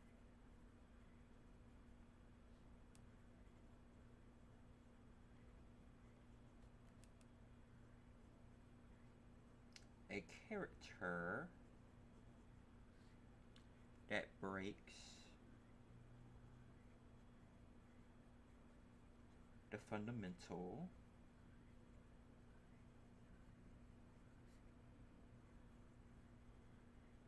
game mechanics of their game. the game. For an example, say you walk outside and you expect to be following the rules of gravity. I'm gravitated and shit. The third comes up, and he has a special meter that lets him float for a certain amount of time, disregarding everything you previously knew about how the world works. Mm-hmm. Jongulus, or whatever I said, would be a gimmick character. Gimmick characters, Okay. in my opinion, are characters that don't follow the rules previously set by the game. Now, lots of people would let me tell go you with this is a bad thing, the rules previously set by the game. Are Characters that break the fundamental game mechanics of the game. I already wrote that down. I already wrote that down. I'm stupid. characters that don't follow the rules previously set by the game. Now, lots of people would tell you this is a bad thing, but I personally don't believe that to be true. I think gimmick characters, if done correctly, can be really fun to play as, and extremely fun to watch. Examples of gimmick characters would be Bedman from Guilty Gear. Actually, just a lot of the characters from Guilty Gear. Right.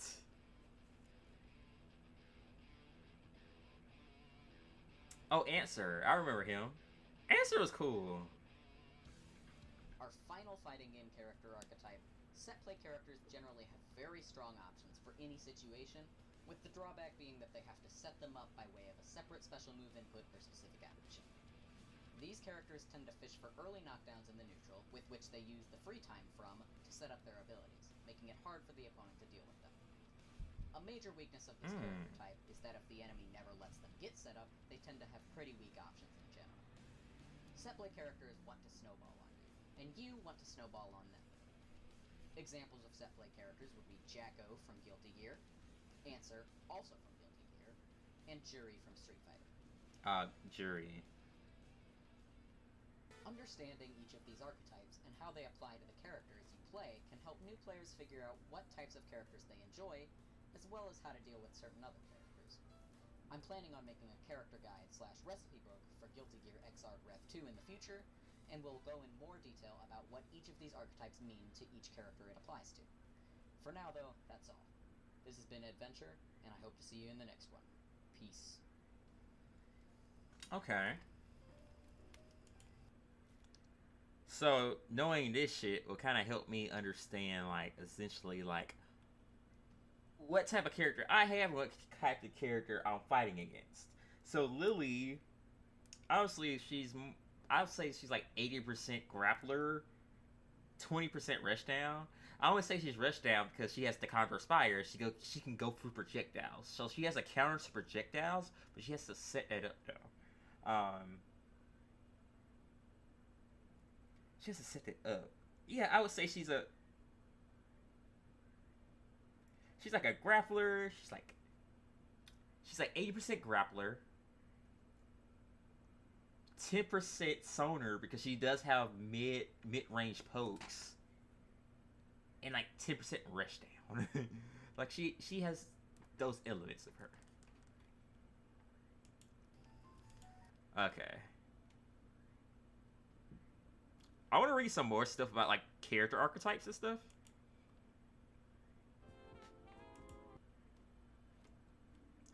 Okay, I'll be right back. I gotta use the little boy's room, so give me a second. Give me a second.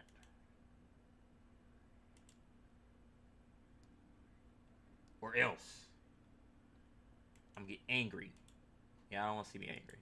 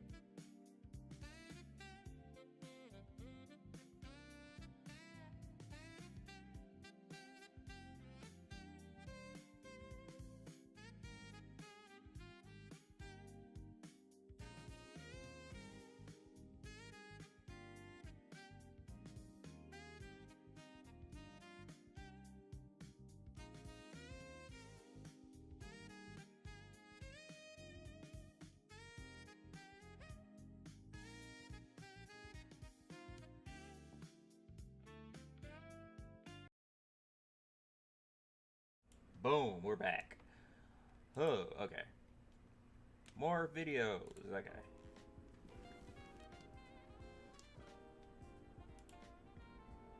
If you spent any amount of time playing fighting games, you've probably stumbled across the concept of archetypes before. An archetype in fighting games is a way to categorize a character's general playstyle based on their moves. Every character fits into an archetype somehow, and they're a good way to figure out if you're going to like a character before you play them. If you know what you do and don't like in a character before going into a game, then you have a higher chance of finding the one for you right at the start. But what are the most common archetypes? What are the things that you should look out for with each of them? Which archetype should I play? Today, I want to help answer all of those other questions. So let's do that. Let's talk about fighting game archetypes. Okay. Shotos are the white bread of fighting games. The cheese on toast of the genre. Ew. Unseasoned chicken covered in tomato Bland sauce. as fuck. Wait a minute, that's just gross. What? They focus on one thing above everything else in their moveset. Balance! To be a Shoto is to be a jack of all trades, but a master of none. Okay. Shotos have a well-rounded moveset that focuses on allowing them to excel at every position on the screen. This is thanks to the three main tools that Shotos have. Ads. let me look. Tool number one, the Fireball. Fireball is a term used to describe any projectile that goes across the screen in fighting games, or sometimes just any projectile. Shotos generally have the most basic fireballs in their games. The most popular of these is the mid-screen, mid-speed, mid-damage, mid-reward fireball. Also known as the mirror. These fireballs are What? good for advancing forward behind them, since they're not the fastest, but they still travel fast enough to be used to shut down the opponent's fireballs. If the opponent doesn't have a fireball that's good or better though, then they're able to use these to keep the opponents out easily and take control of the screen at longer ranges. The strength of the fireball depends on the game, of course. In the older Street Fighter games, fireballs were extremely oppressive, but now they're much more tame in comparison. And with characters like Kai in Guilty Gear Strive, a character whose fireball is the anime definition of mirror, is generally a means to an end, with it being a way to close out a round at longer distances, or a way to get his actual game plan rolling. Tool 2, the Dragon Punch. Okay. The most beloved of wake-up options.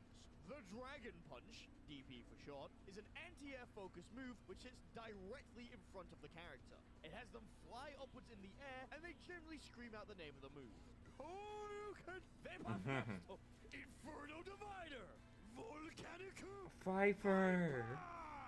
Depending on the game, this has the added benefit of making the character fully invincible while they use it. Nowadays, it's generally got some caveats to it, being that only certain DPs have invincibility while you use them, or you have to spend a resource to make it invincible. However, they all still work as really good anti-airs to twat your opponent out of the sky.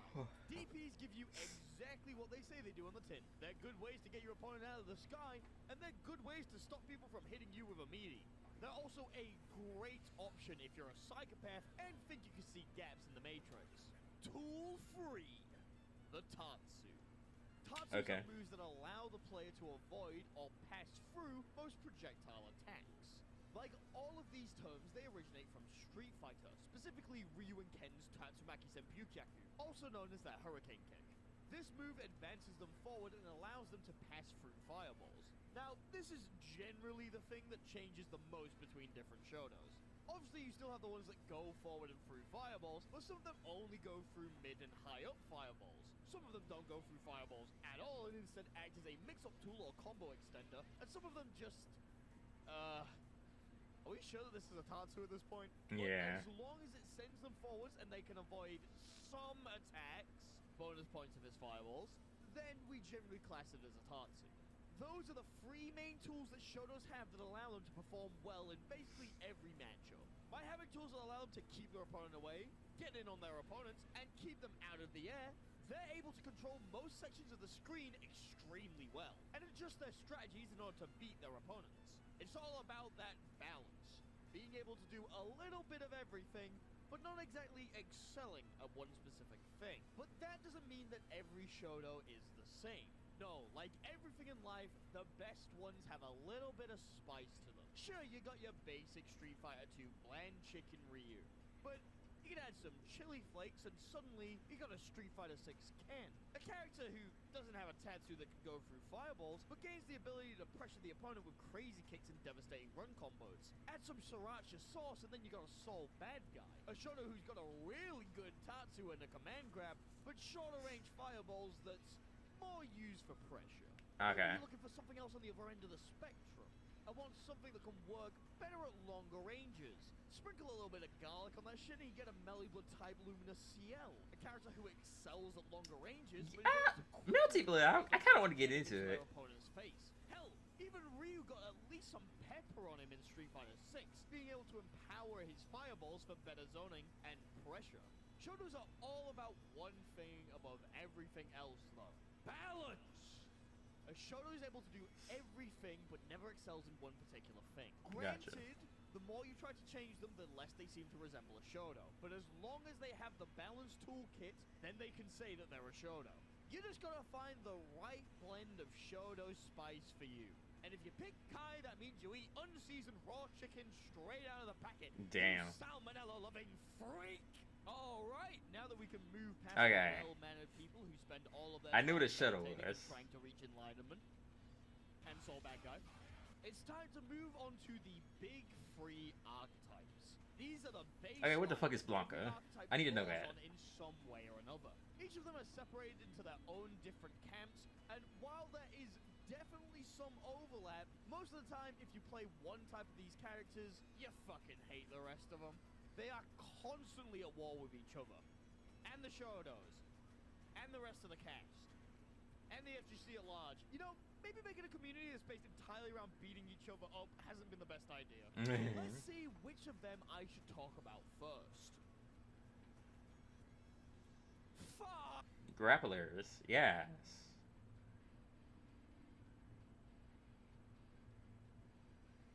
Are you the kind of person to see two big burly men throwing each other around and react with, damn, that's hot, damn, that's cool?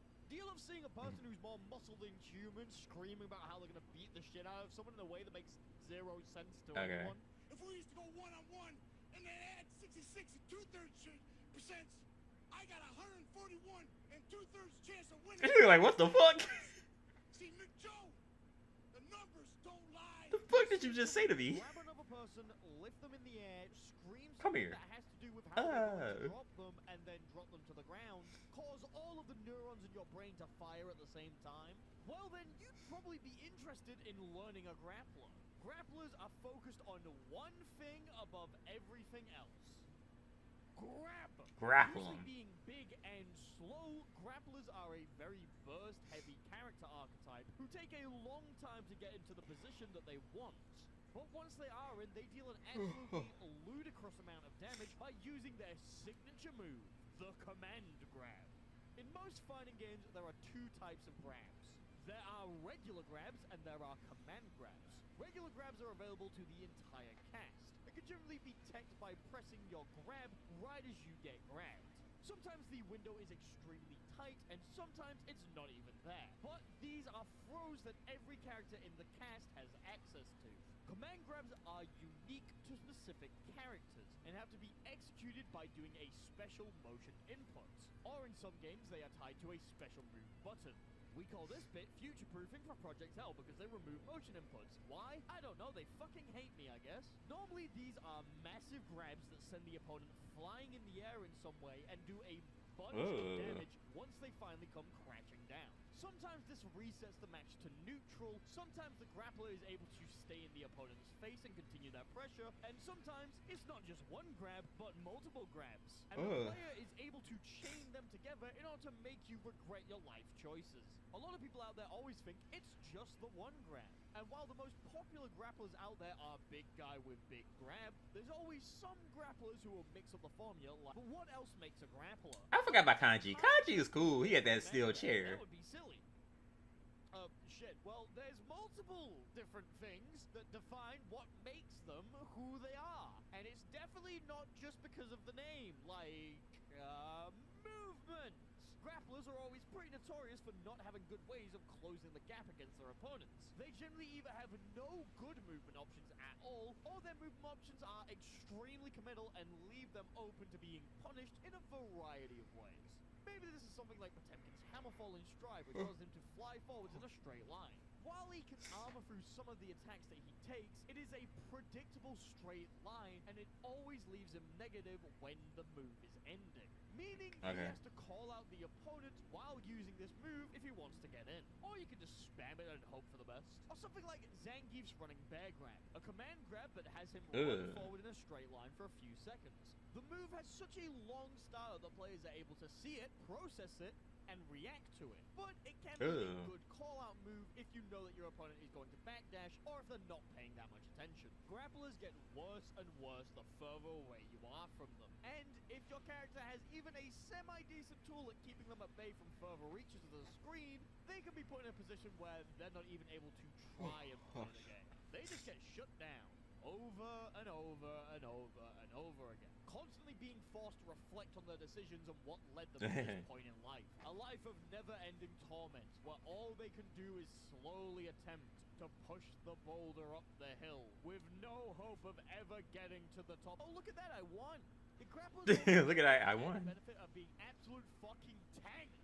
They have this miraculous ability to get hit over and over and over again and still keep in the fight. Unlike other archetypes, they can deal with the damage that they also dish out. They're like glass cannons that are not made of glass. So a cannon.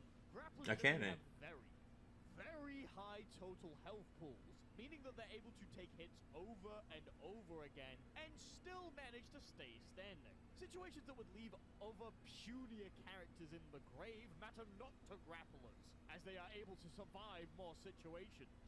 Finally, a lot of the fully dedicated grapplers tend to be absolutely massive when compared to the rest of the cast. Grapplers tend to have massive frames with big attacks that hit hard mid-range, and most of the time, especially on launch, they're generally the biggest characters in their games. Okay. This gives them some control of the mid-screen and allows them to push advantages or even whiff punish pretty effectively. Though this does come with a downside, and it's a pretty big one.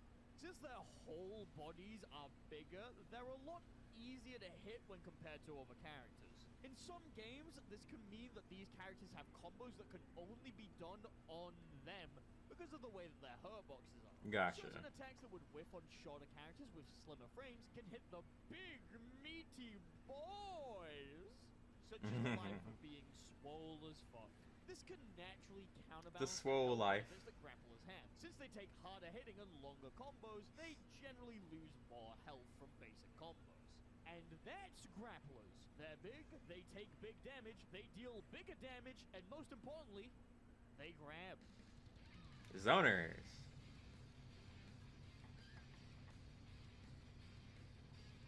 Zoning is the act of using the long-ranged attacks to try and prevent your opponent from coming closer, typically by using long-distance normals, fireballs, and backwards movement. It's an extremely potent strategy that most players will use at some point in their fighting game career. Sometimes it's worth it just sitting at the other end of the screen and peppering your opponent with fireballs and longer range attacks in order to end their life without putting yourself at too much risk. It happens sometimes, but could you imagine being like that for the entire game? The whole match, you just sit at the end of the screen, sending out fireballs and long-range attacks as your opponent slowly tries to get a good Dawson will put me on my bed. Would willingly do this constantly to other real people, no less. Zoners are characters who are entirely focused on zoning the opponent out and interacting as little as possible. Zoners focus on having a long-reaching normal attacks, strong, far-hitting projectiles, or sometimes, in the worst-case scenario, having both at the exact same fucking time. Zoners are the antithesis of grapplers, as the further... Not Blue Lock. These damn ads. The further away you get from them, the stronger they generally become. This isn't always the case, though. Some zoners are able to play a stronger game while being at mid-screen, as they've got good tools to keep your opponent at bay at that range, but the tools fall off pretty quickly the further you go out. Think of someone like Guile from Street Fighter. His sonic boom is very strong, but because of the charge, it doesn't always have the same amount of kick depending on the matchup that you play. Now, zoning is not really something that I like, and I've been very harsh on zoners in the past. However, for the sake of education and fairness, I'll try to be as neutral on zoning as I can for this section. The zoning hate is justified though, because the whole Asuka is so crazy in Guilty Gear. the opponent as much as possible into making a mistake.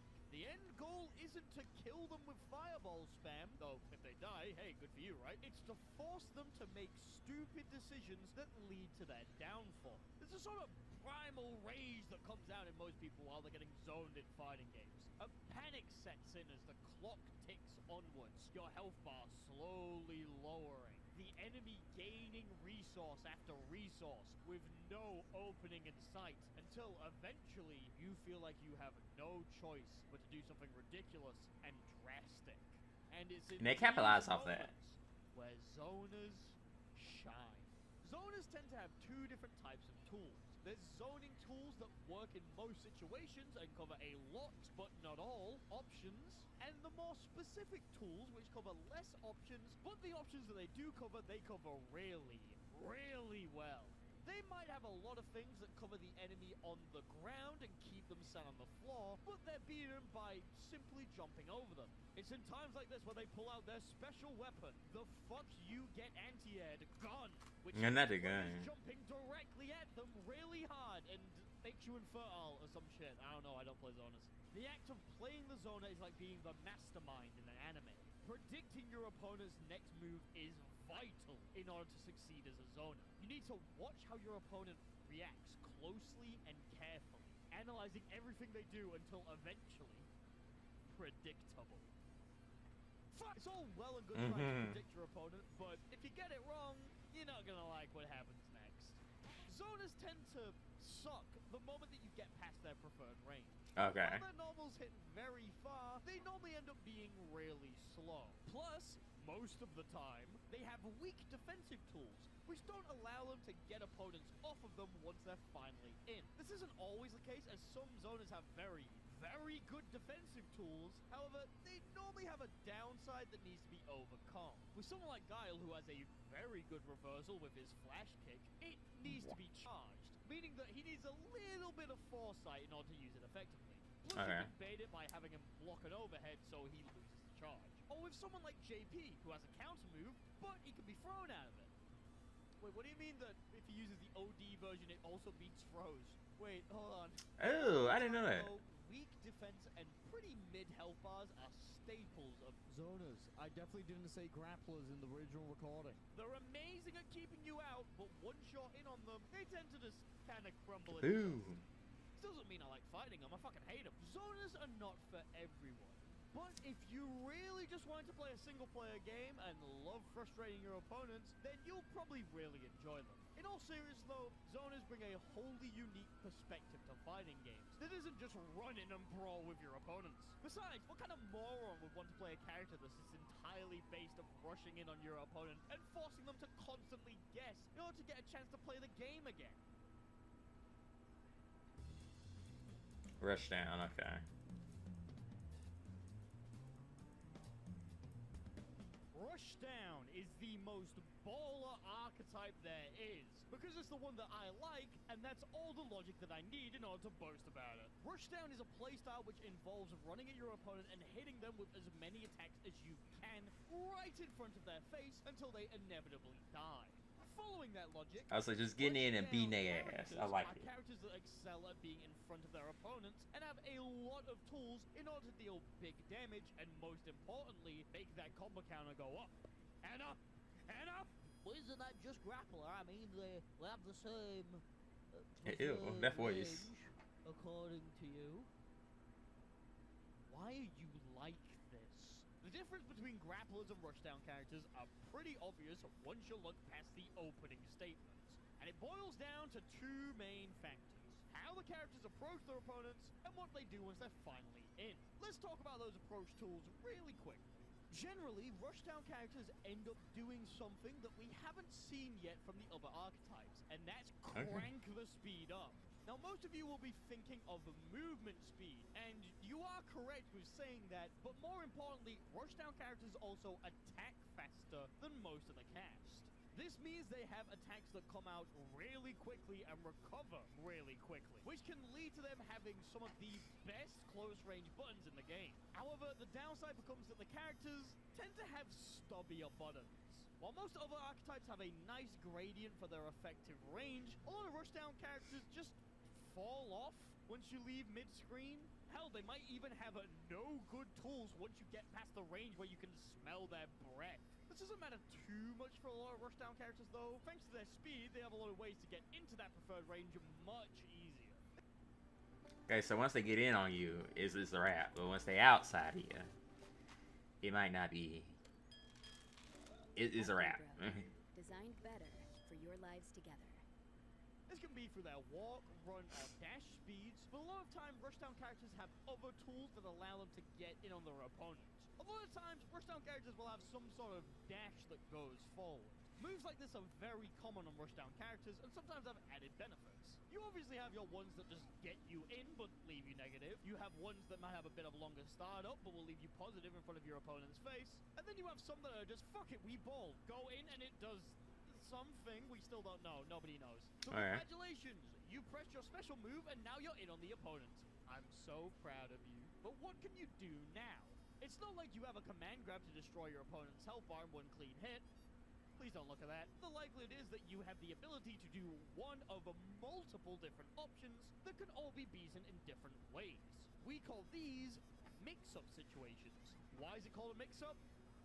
Because the opponent has to mix up the way that they're blocking. Fuck you, I don't know. You have a lot of fighting game glossary to you. Mix-ups are common across every archetype, but rushdown characters thrive with them, generally having multiple layered mix-ups that all fit on top of each other in different ways.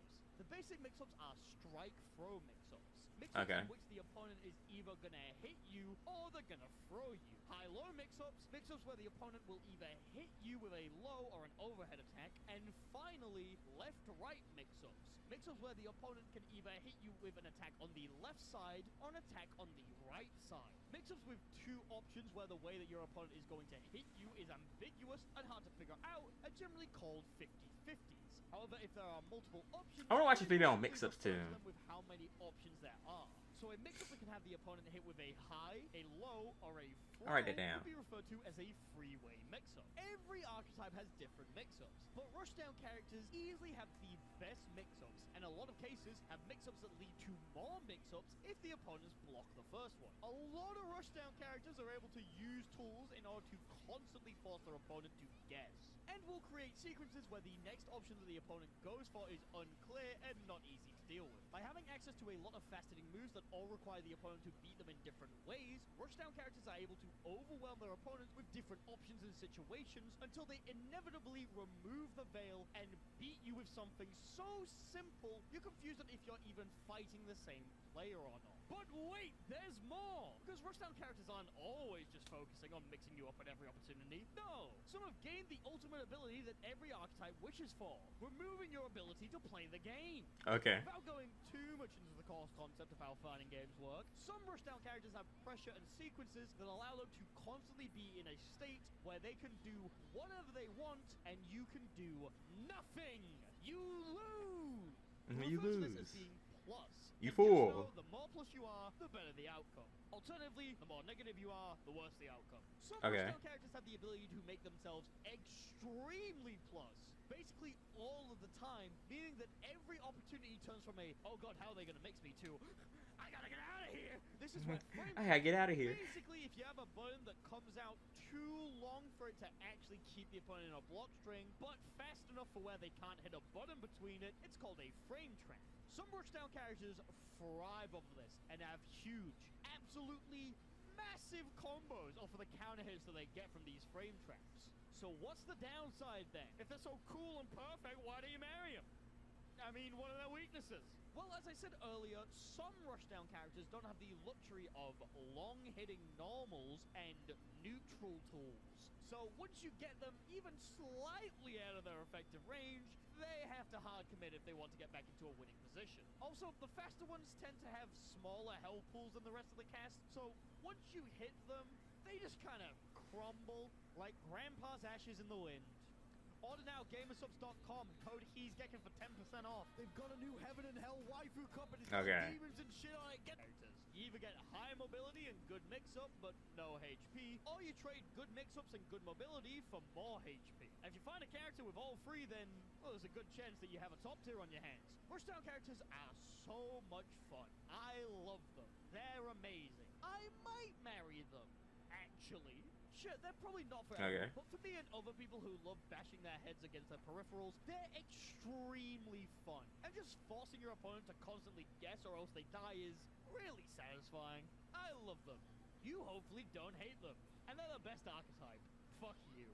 Now, the best bit about fighting games is that the characters are all uniquely designed. You don't start developing a character and can't add things because that would deviate from the archetype, naughty developer. That doesn't work, Mr. Developer! Don't make me throw you into the dumpster, developer! Now, in fact, all of these definitions are malleable and contain a bunch of other archetypes that were created because the FGC is full of smart, hot, funny people who just love randomly putting labels on everything. Okay. Because of this, several sub-archetypes have shown up between the big three, where their strengths merge and their weaknesses also merge, I guess. So let's go through some of the most common ones to show up from this.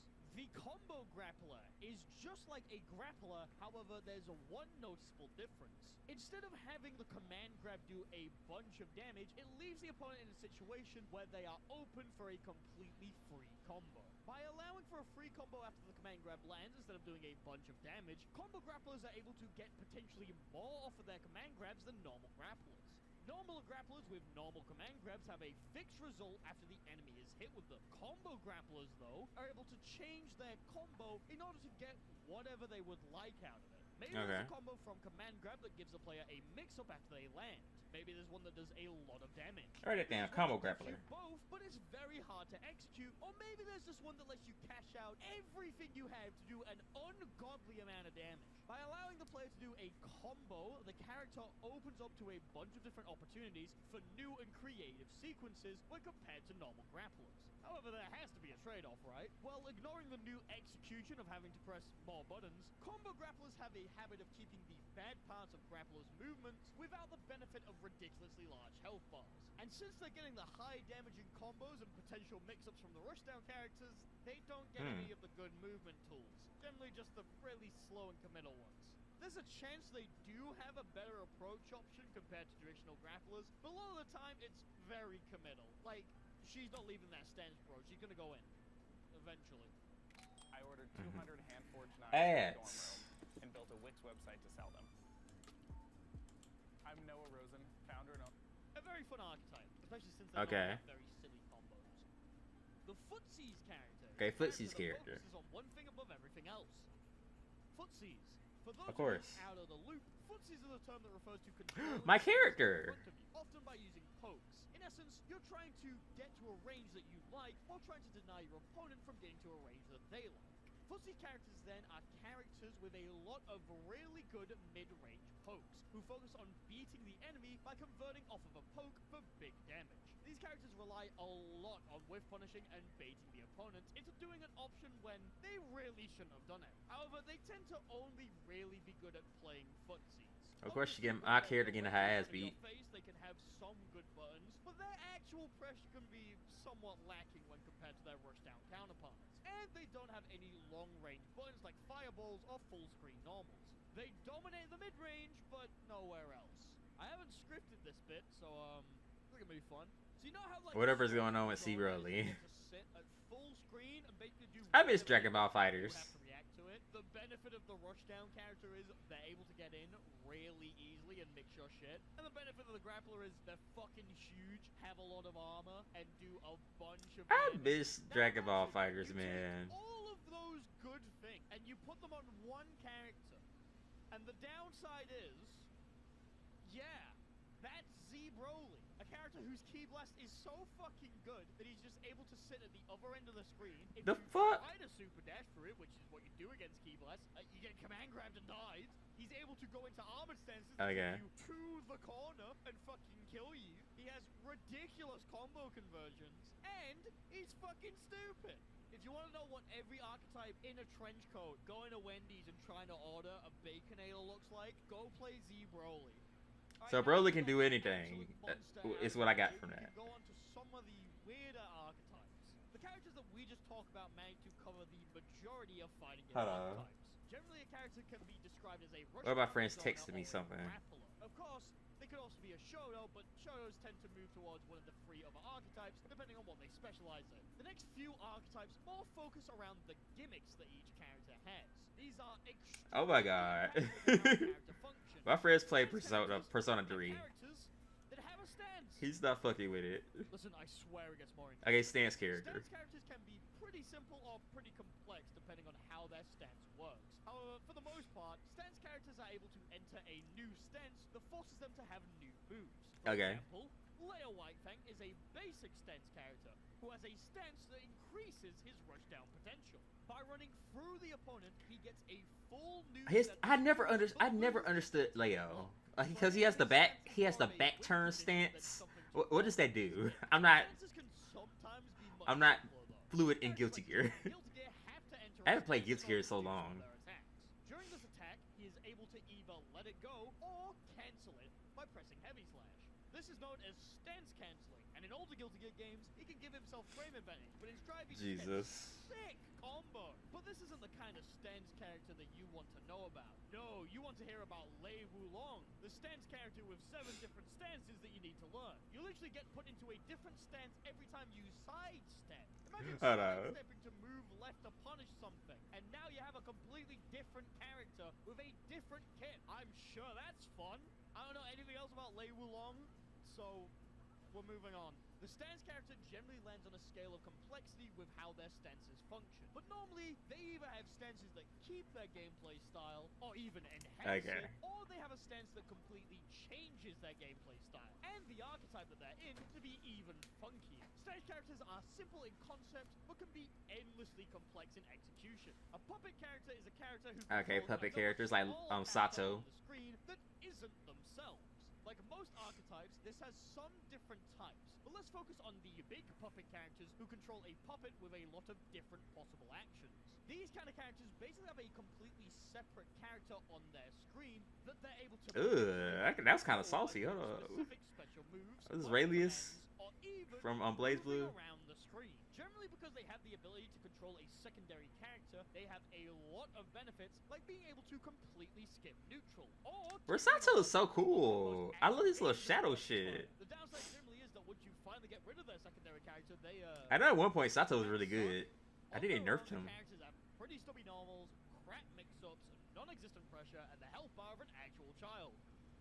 Oh wait, hold on. Generally, this extra character allows for puppet characters to do a bunch of different things in a bunch of different playstyles. They can be a puppet zoner, using their extra character to keep the opponent as far away from them as possible, essentially creating an actual wall of obstacles that their opponent needs to pass through if they want to win. Or they could be a rushdown puppet character, using their extra character in order to keep you locked down in place while they mix you up. Okay. And their puppet work with them in order to hit from angles I'll write it down too. They can also keep you glued to them without any hope of escaping. I haven't really seen a puppet grappler though, and I'm extremely happy about that fact.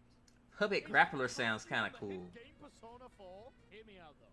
What if we took the massive secondary character, scaled them down a little bit, make them less impactful, but give the base character some other benefits, like making it so they could actually spawn multiple of the little guys, or even making them an actual character who can function without their puppet. And boom!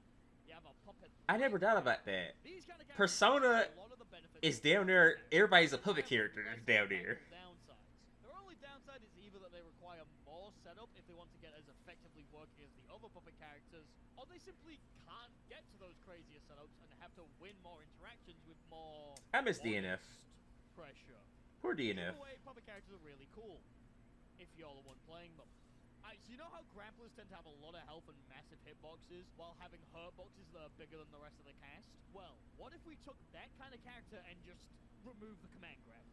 Big body characters are huge characters big bodies with massive health pools that do a bunch of damage, but at the downside of being generally really slow. The difference between big bodies and grapplers is honestly not too much, but not every grappler is a big body, and not every big body is a grappler. For the most part, big body characters use a lot of big hitting normals and powerful pressure tools to either commit to an approach option or to keep their opponent locked down so more pressure could come their way. A lot of the time, big body characters So they can be kind of like brawlers.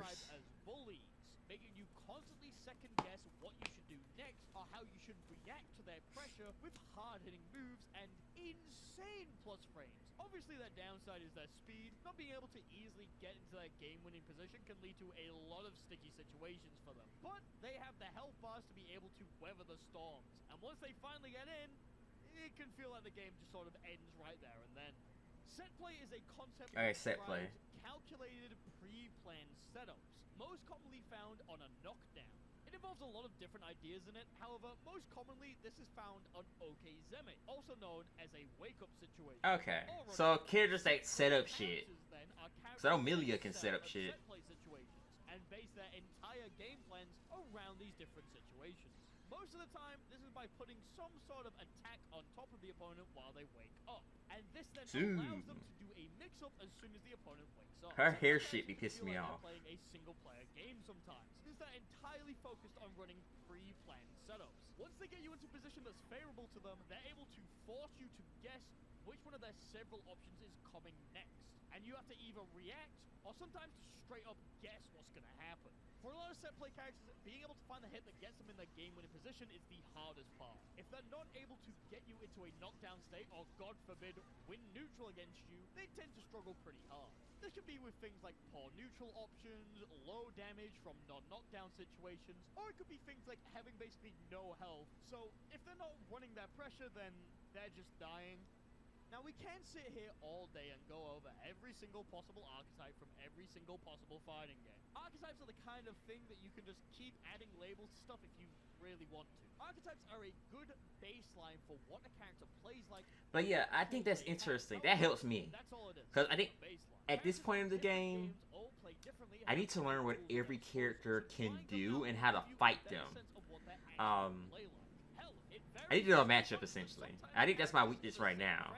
That's why I'm struggling through Diamond, because I can get by, but I don't know the intricacies of the game, if that makes sense. And that's what makes fighting games so fun to learn and play. If I missed your favorite archetype, let me know about it in the comment section below, or just gush about your favorite character. Thanks for watching. Go play fighting games. I'm still trying to figure out what type of character Lily is. Is she like a rush down? Is she like a rush down grappler?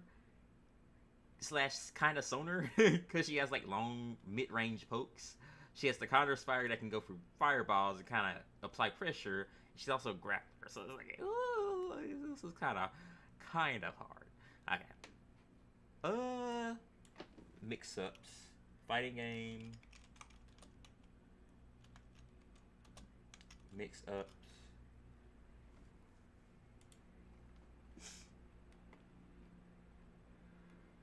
I think it's the same person. I actually like your videos. Go to motionarray.com and enter a world with over 2 million creative assets to bring your vision to life. I apologize for the grittiness of my voice. I just woke up and I am very sick. But hey, you know, the grind never stops. So let's talk about pressure. While fighting, you're going to find yourself in a situation where you're attacking a blocking opponent and you need to find a way to stop them from defending. You could just keep throwing out more attacks until they fall asleep, but if they leave their stick in the down back position while they're taking that nap, they're going to block all of your mids, so you need something else to hit them with. This is where the techniques of mix-ups come in. A mix-up is a situation where the offensive player has several ways to attack the opponent that each require a different defensive action to... Okay, okay, I'm gonna write that down, because that's interesting.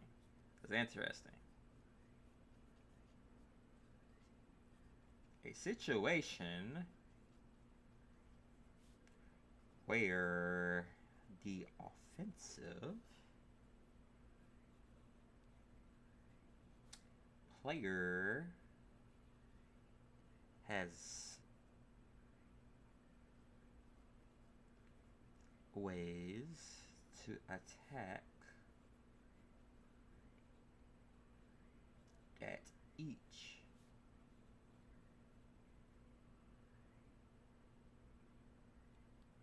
Oh shit. My stream. Oh, hold on. Is everything? Is my stream all right, y'all? I noticed I dropped some frames. Okay, it looks like it's good now, but that was weird. That was definitely weird. Okay, let's continue.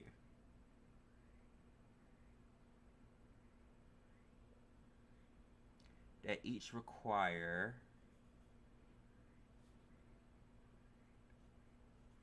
a different defensive option to stop, the action to stop.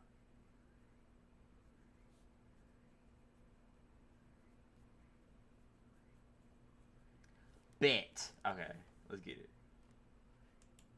Stop. Mix-ups are a core part of a defender's toolkit, and knowing what they can do to the enemy while they're blocking is extremely important to opening them up. It's also extremely important for the defender to know what the opponent's mix-ups options are, so something like this doesn't happen to them. What the fuck is this? Giovanna is a character. I'm so cool! Let's go! But what exactly was Calm down, white boy. I thought Strive was a grounded-based neutral footsies game like Street Fighter or, of course, the other Guilty Gear games in the series. Behold, my grounded-based footsies move! Riot Stomp! Well, there's actually different types of mix-ups. Some of them are common across every fighting game, some of them are restricted to specific subgenres, normally, and some of them are basically game-specific. I would absolutely love to go in depth for some disgusting game-specific mix, but I think it would be better to talk about more generalized mix-ups that can be seen between different fighting games. And to begin, I think I should teach you the important lesson about taking the throw. Let's look at the fun. Certain situations in fighting games are kind of like a game of rock, paper, scissors. You'll have times where 3 options are present and they'll beat each other in different ways. A lot of the time these rock, paper, scissors situations are for the defender to figure out. If you guess the situation correctly, you get to live. If you don't, well, I hope you like tight spaces. Most RPS situations are generally game or character specific. Bro, what the fuck? There is one What the fuck is Melty Blood, bro? The enemy has hit me with a plus move. Will they continue attacking me, or will they go for a throw? If you continue to stand there and block, you could get thrown for a bit of damage. If you decide to take the throw and they go for an attack, you could get counter hit for a lot of damage. If you decide to swing, the fuck are you doing there? Plus, this is a situation. Okay, that makes sense. Okay, Buru, what's up? What's up? What is popping? Thanks for coming by. Today we're doing kind of like a super studious Street Fighter stream right now. I'm just trying to learn. I'm just watching videos and trying to understand fighting games. How you doing? The character is attacking me. Will they...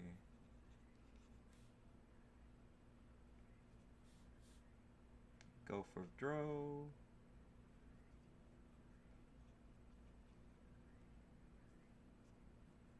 Keep attacking.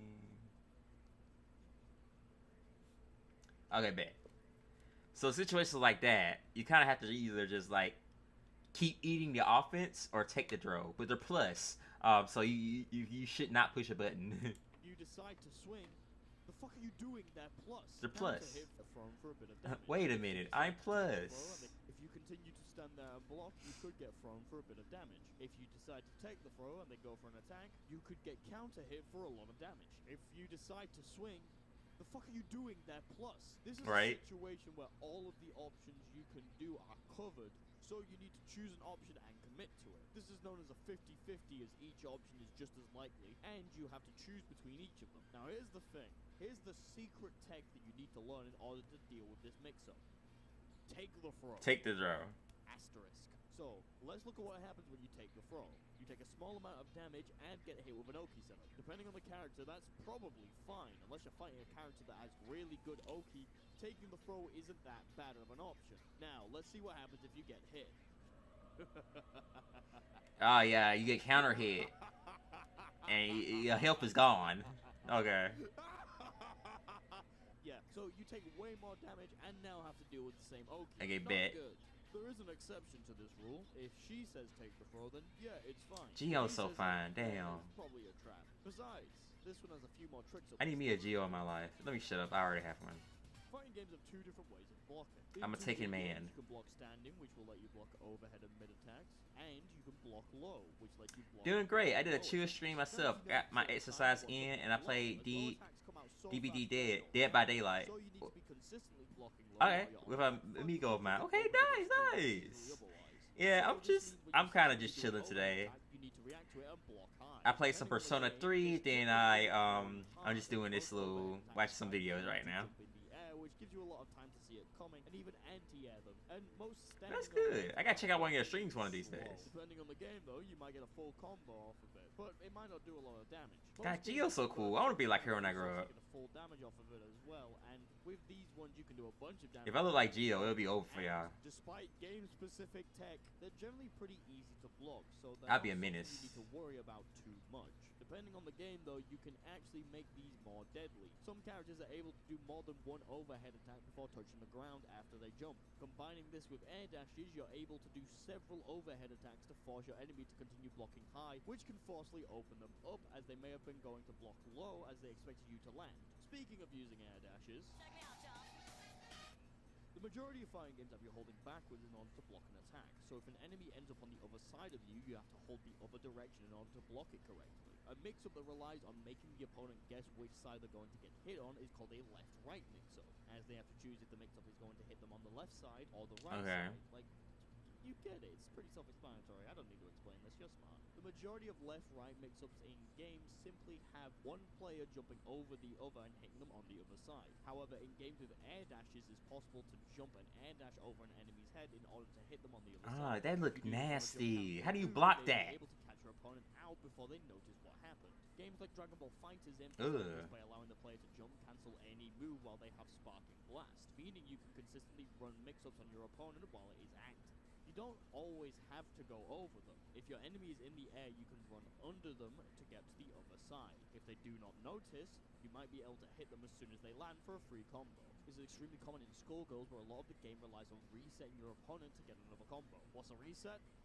Well, a reset is where you intentionally end a combo early in order to mix the opponent up when they weren't expecting it and get a new combo for free. Resets are vital in some games, as combos begin to do less damage as they go on, so being able to start a new combo with no scaling leads to a lot of damage. That's a lot of 50-50s to think about, but it's good that they're only hitting in isolation. It would be devastating if you had to think about all of them in one, right? Mental stack. Okay. Let's go back to Geo's hip throw. How many options do you think she has off of her close slash here? We already know the two, a low hitting move and a throw, so that's fine, but Strive has something interesting when it comes to close slashes. In Strive, a character can cancel into anything off of a close slash, but since you can cancel into anything, you can go into an uncharged dust, which forces the enemy to block overhead. You can also jump, so you're able to air dash over the enemy and hit them with a move on the other side. This means your options are throw, same side low, same side high, other side high. Now I'm sure several of you are keen to point out how all of these options are reachable and can be beaten by different things, but that's kind of the point. They can be beaten by different things. There's no one universal option to beat everything that Giovanna has off of her close slash, and she has so many options that she can hit you with. The more options we force our enemy to think about, the more I like to get good at fighting games, but I don't have the patience, dedication to master. At least get my behind out of gold rank. Yeah. Street Fighter fighting games are interesting. I really want to get good at them. I think not getting my ass beat is my motivation, because I hate losing. I like learning. That isn't, and using that against them. It's about getting in their head and destroying their mental. Okay. There is one way to beat it, and that's to take the fucking throw. Huh. Destroy that is copying basic pressure and tools. Not all of these side high, other side high. Now I'm sure several of you are keen to point out how all of these options are reactable and can be beaten by different things, but that's kind of the point. They can be beaten by different things. There's no one universal option to beat everything that Giovanna has off of her close slash, and she has so many options that she can hit you with. The more options we force our enemy to think about, the more we add to their mental stack. The mental stack is just how much you're forcing your enemy to think about in a situation. If we add Okay. too many options to someone's mental stack, we can cause them to falter and get hit with basic pressure like dash up, throw, or even just the low. Mix isn't always about having things be unreactable and guessing. Sometimes it's about faking your opponent out and forcing them to think of an option that is coming that isn't, and using that against them. It's about getting in their head and destroying their mental. But there is one way to beat it, and that's to take the fucking throw! Okay. So I learned a little bit. Okay, losing is one of those things I hate, but it's inevitable. Yeah. I like to think about losing like you get, even if you lose, you get experience points. The more you lose, the more experience points you get, and you level up eventually, and you learn. You learn from your ass beatings. Ain't nothing wrong with that. But yeah, it does get annoying, so I do feel you. Okay. I think today was a good stream. I'm getting a little tired. I like how I pulled up Street Fighter and I didn't technically play it. I was just watching videos. But our next stream is gonna be. It's going to be. Let me check my schedule real quick. It's gonna be Wednesday. We'll do a 6 p.m. short art stream, and then after that, Thursday we'll stream 2. We'll do actual Street Fighter 6 practice this time and some more Persona. Okay, let me rate somebody. I want to rate somebody. Since we're playing Street Fighter, let me get somebody. Hard to say GG's after getting my face kicked in the dirt. That is true. Good game. Fuck. I feel it. Let's see. I got one guy here. Sino Rich. Ooh, I like that Cammy. Hold on.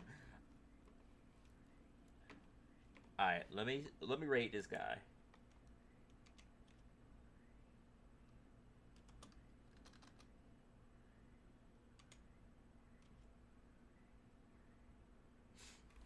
Let's see.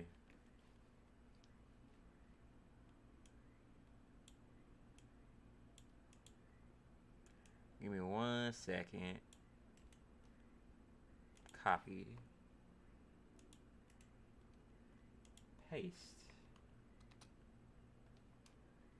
Okay, let's see if this works. Fuck! Okay. That didn't work. Okay. Damn it. Oh, that's how you rate. I'm stupid. I did it the wrong way. Let's try that. Come on now. I know how to rate somebody.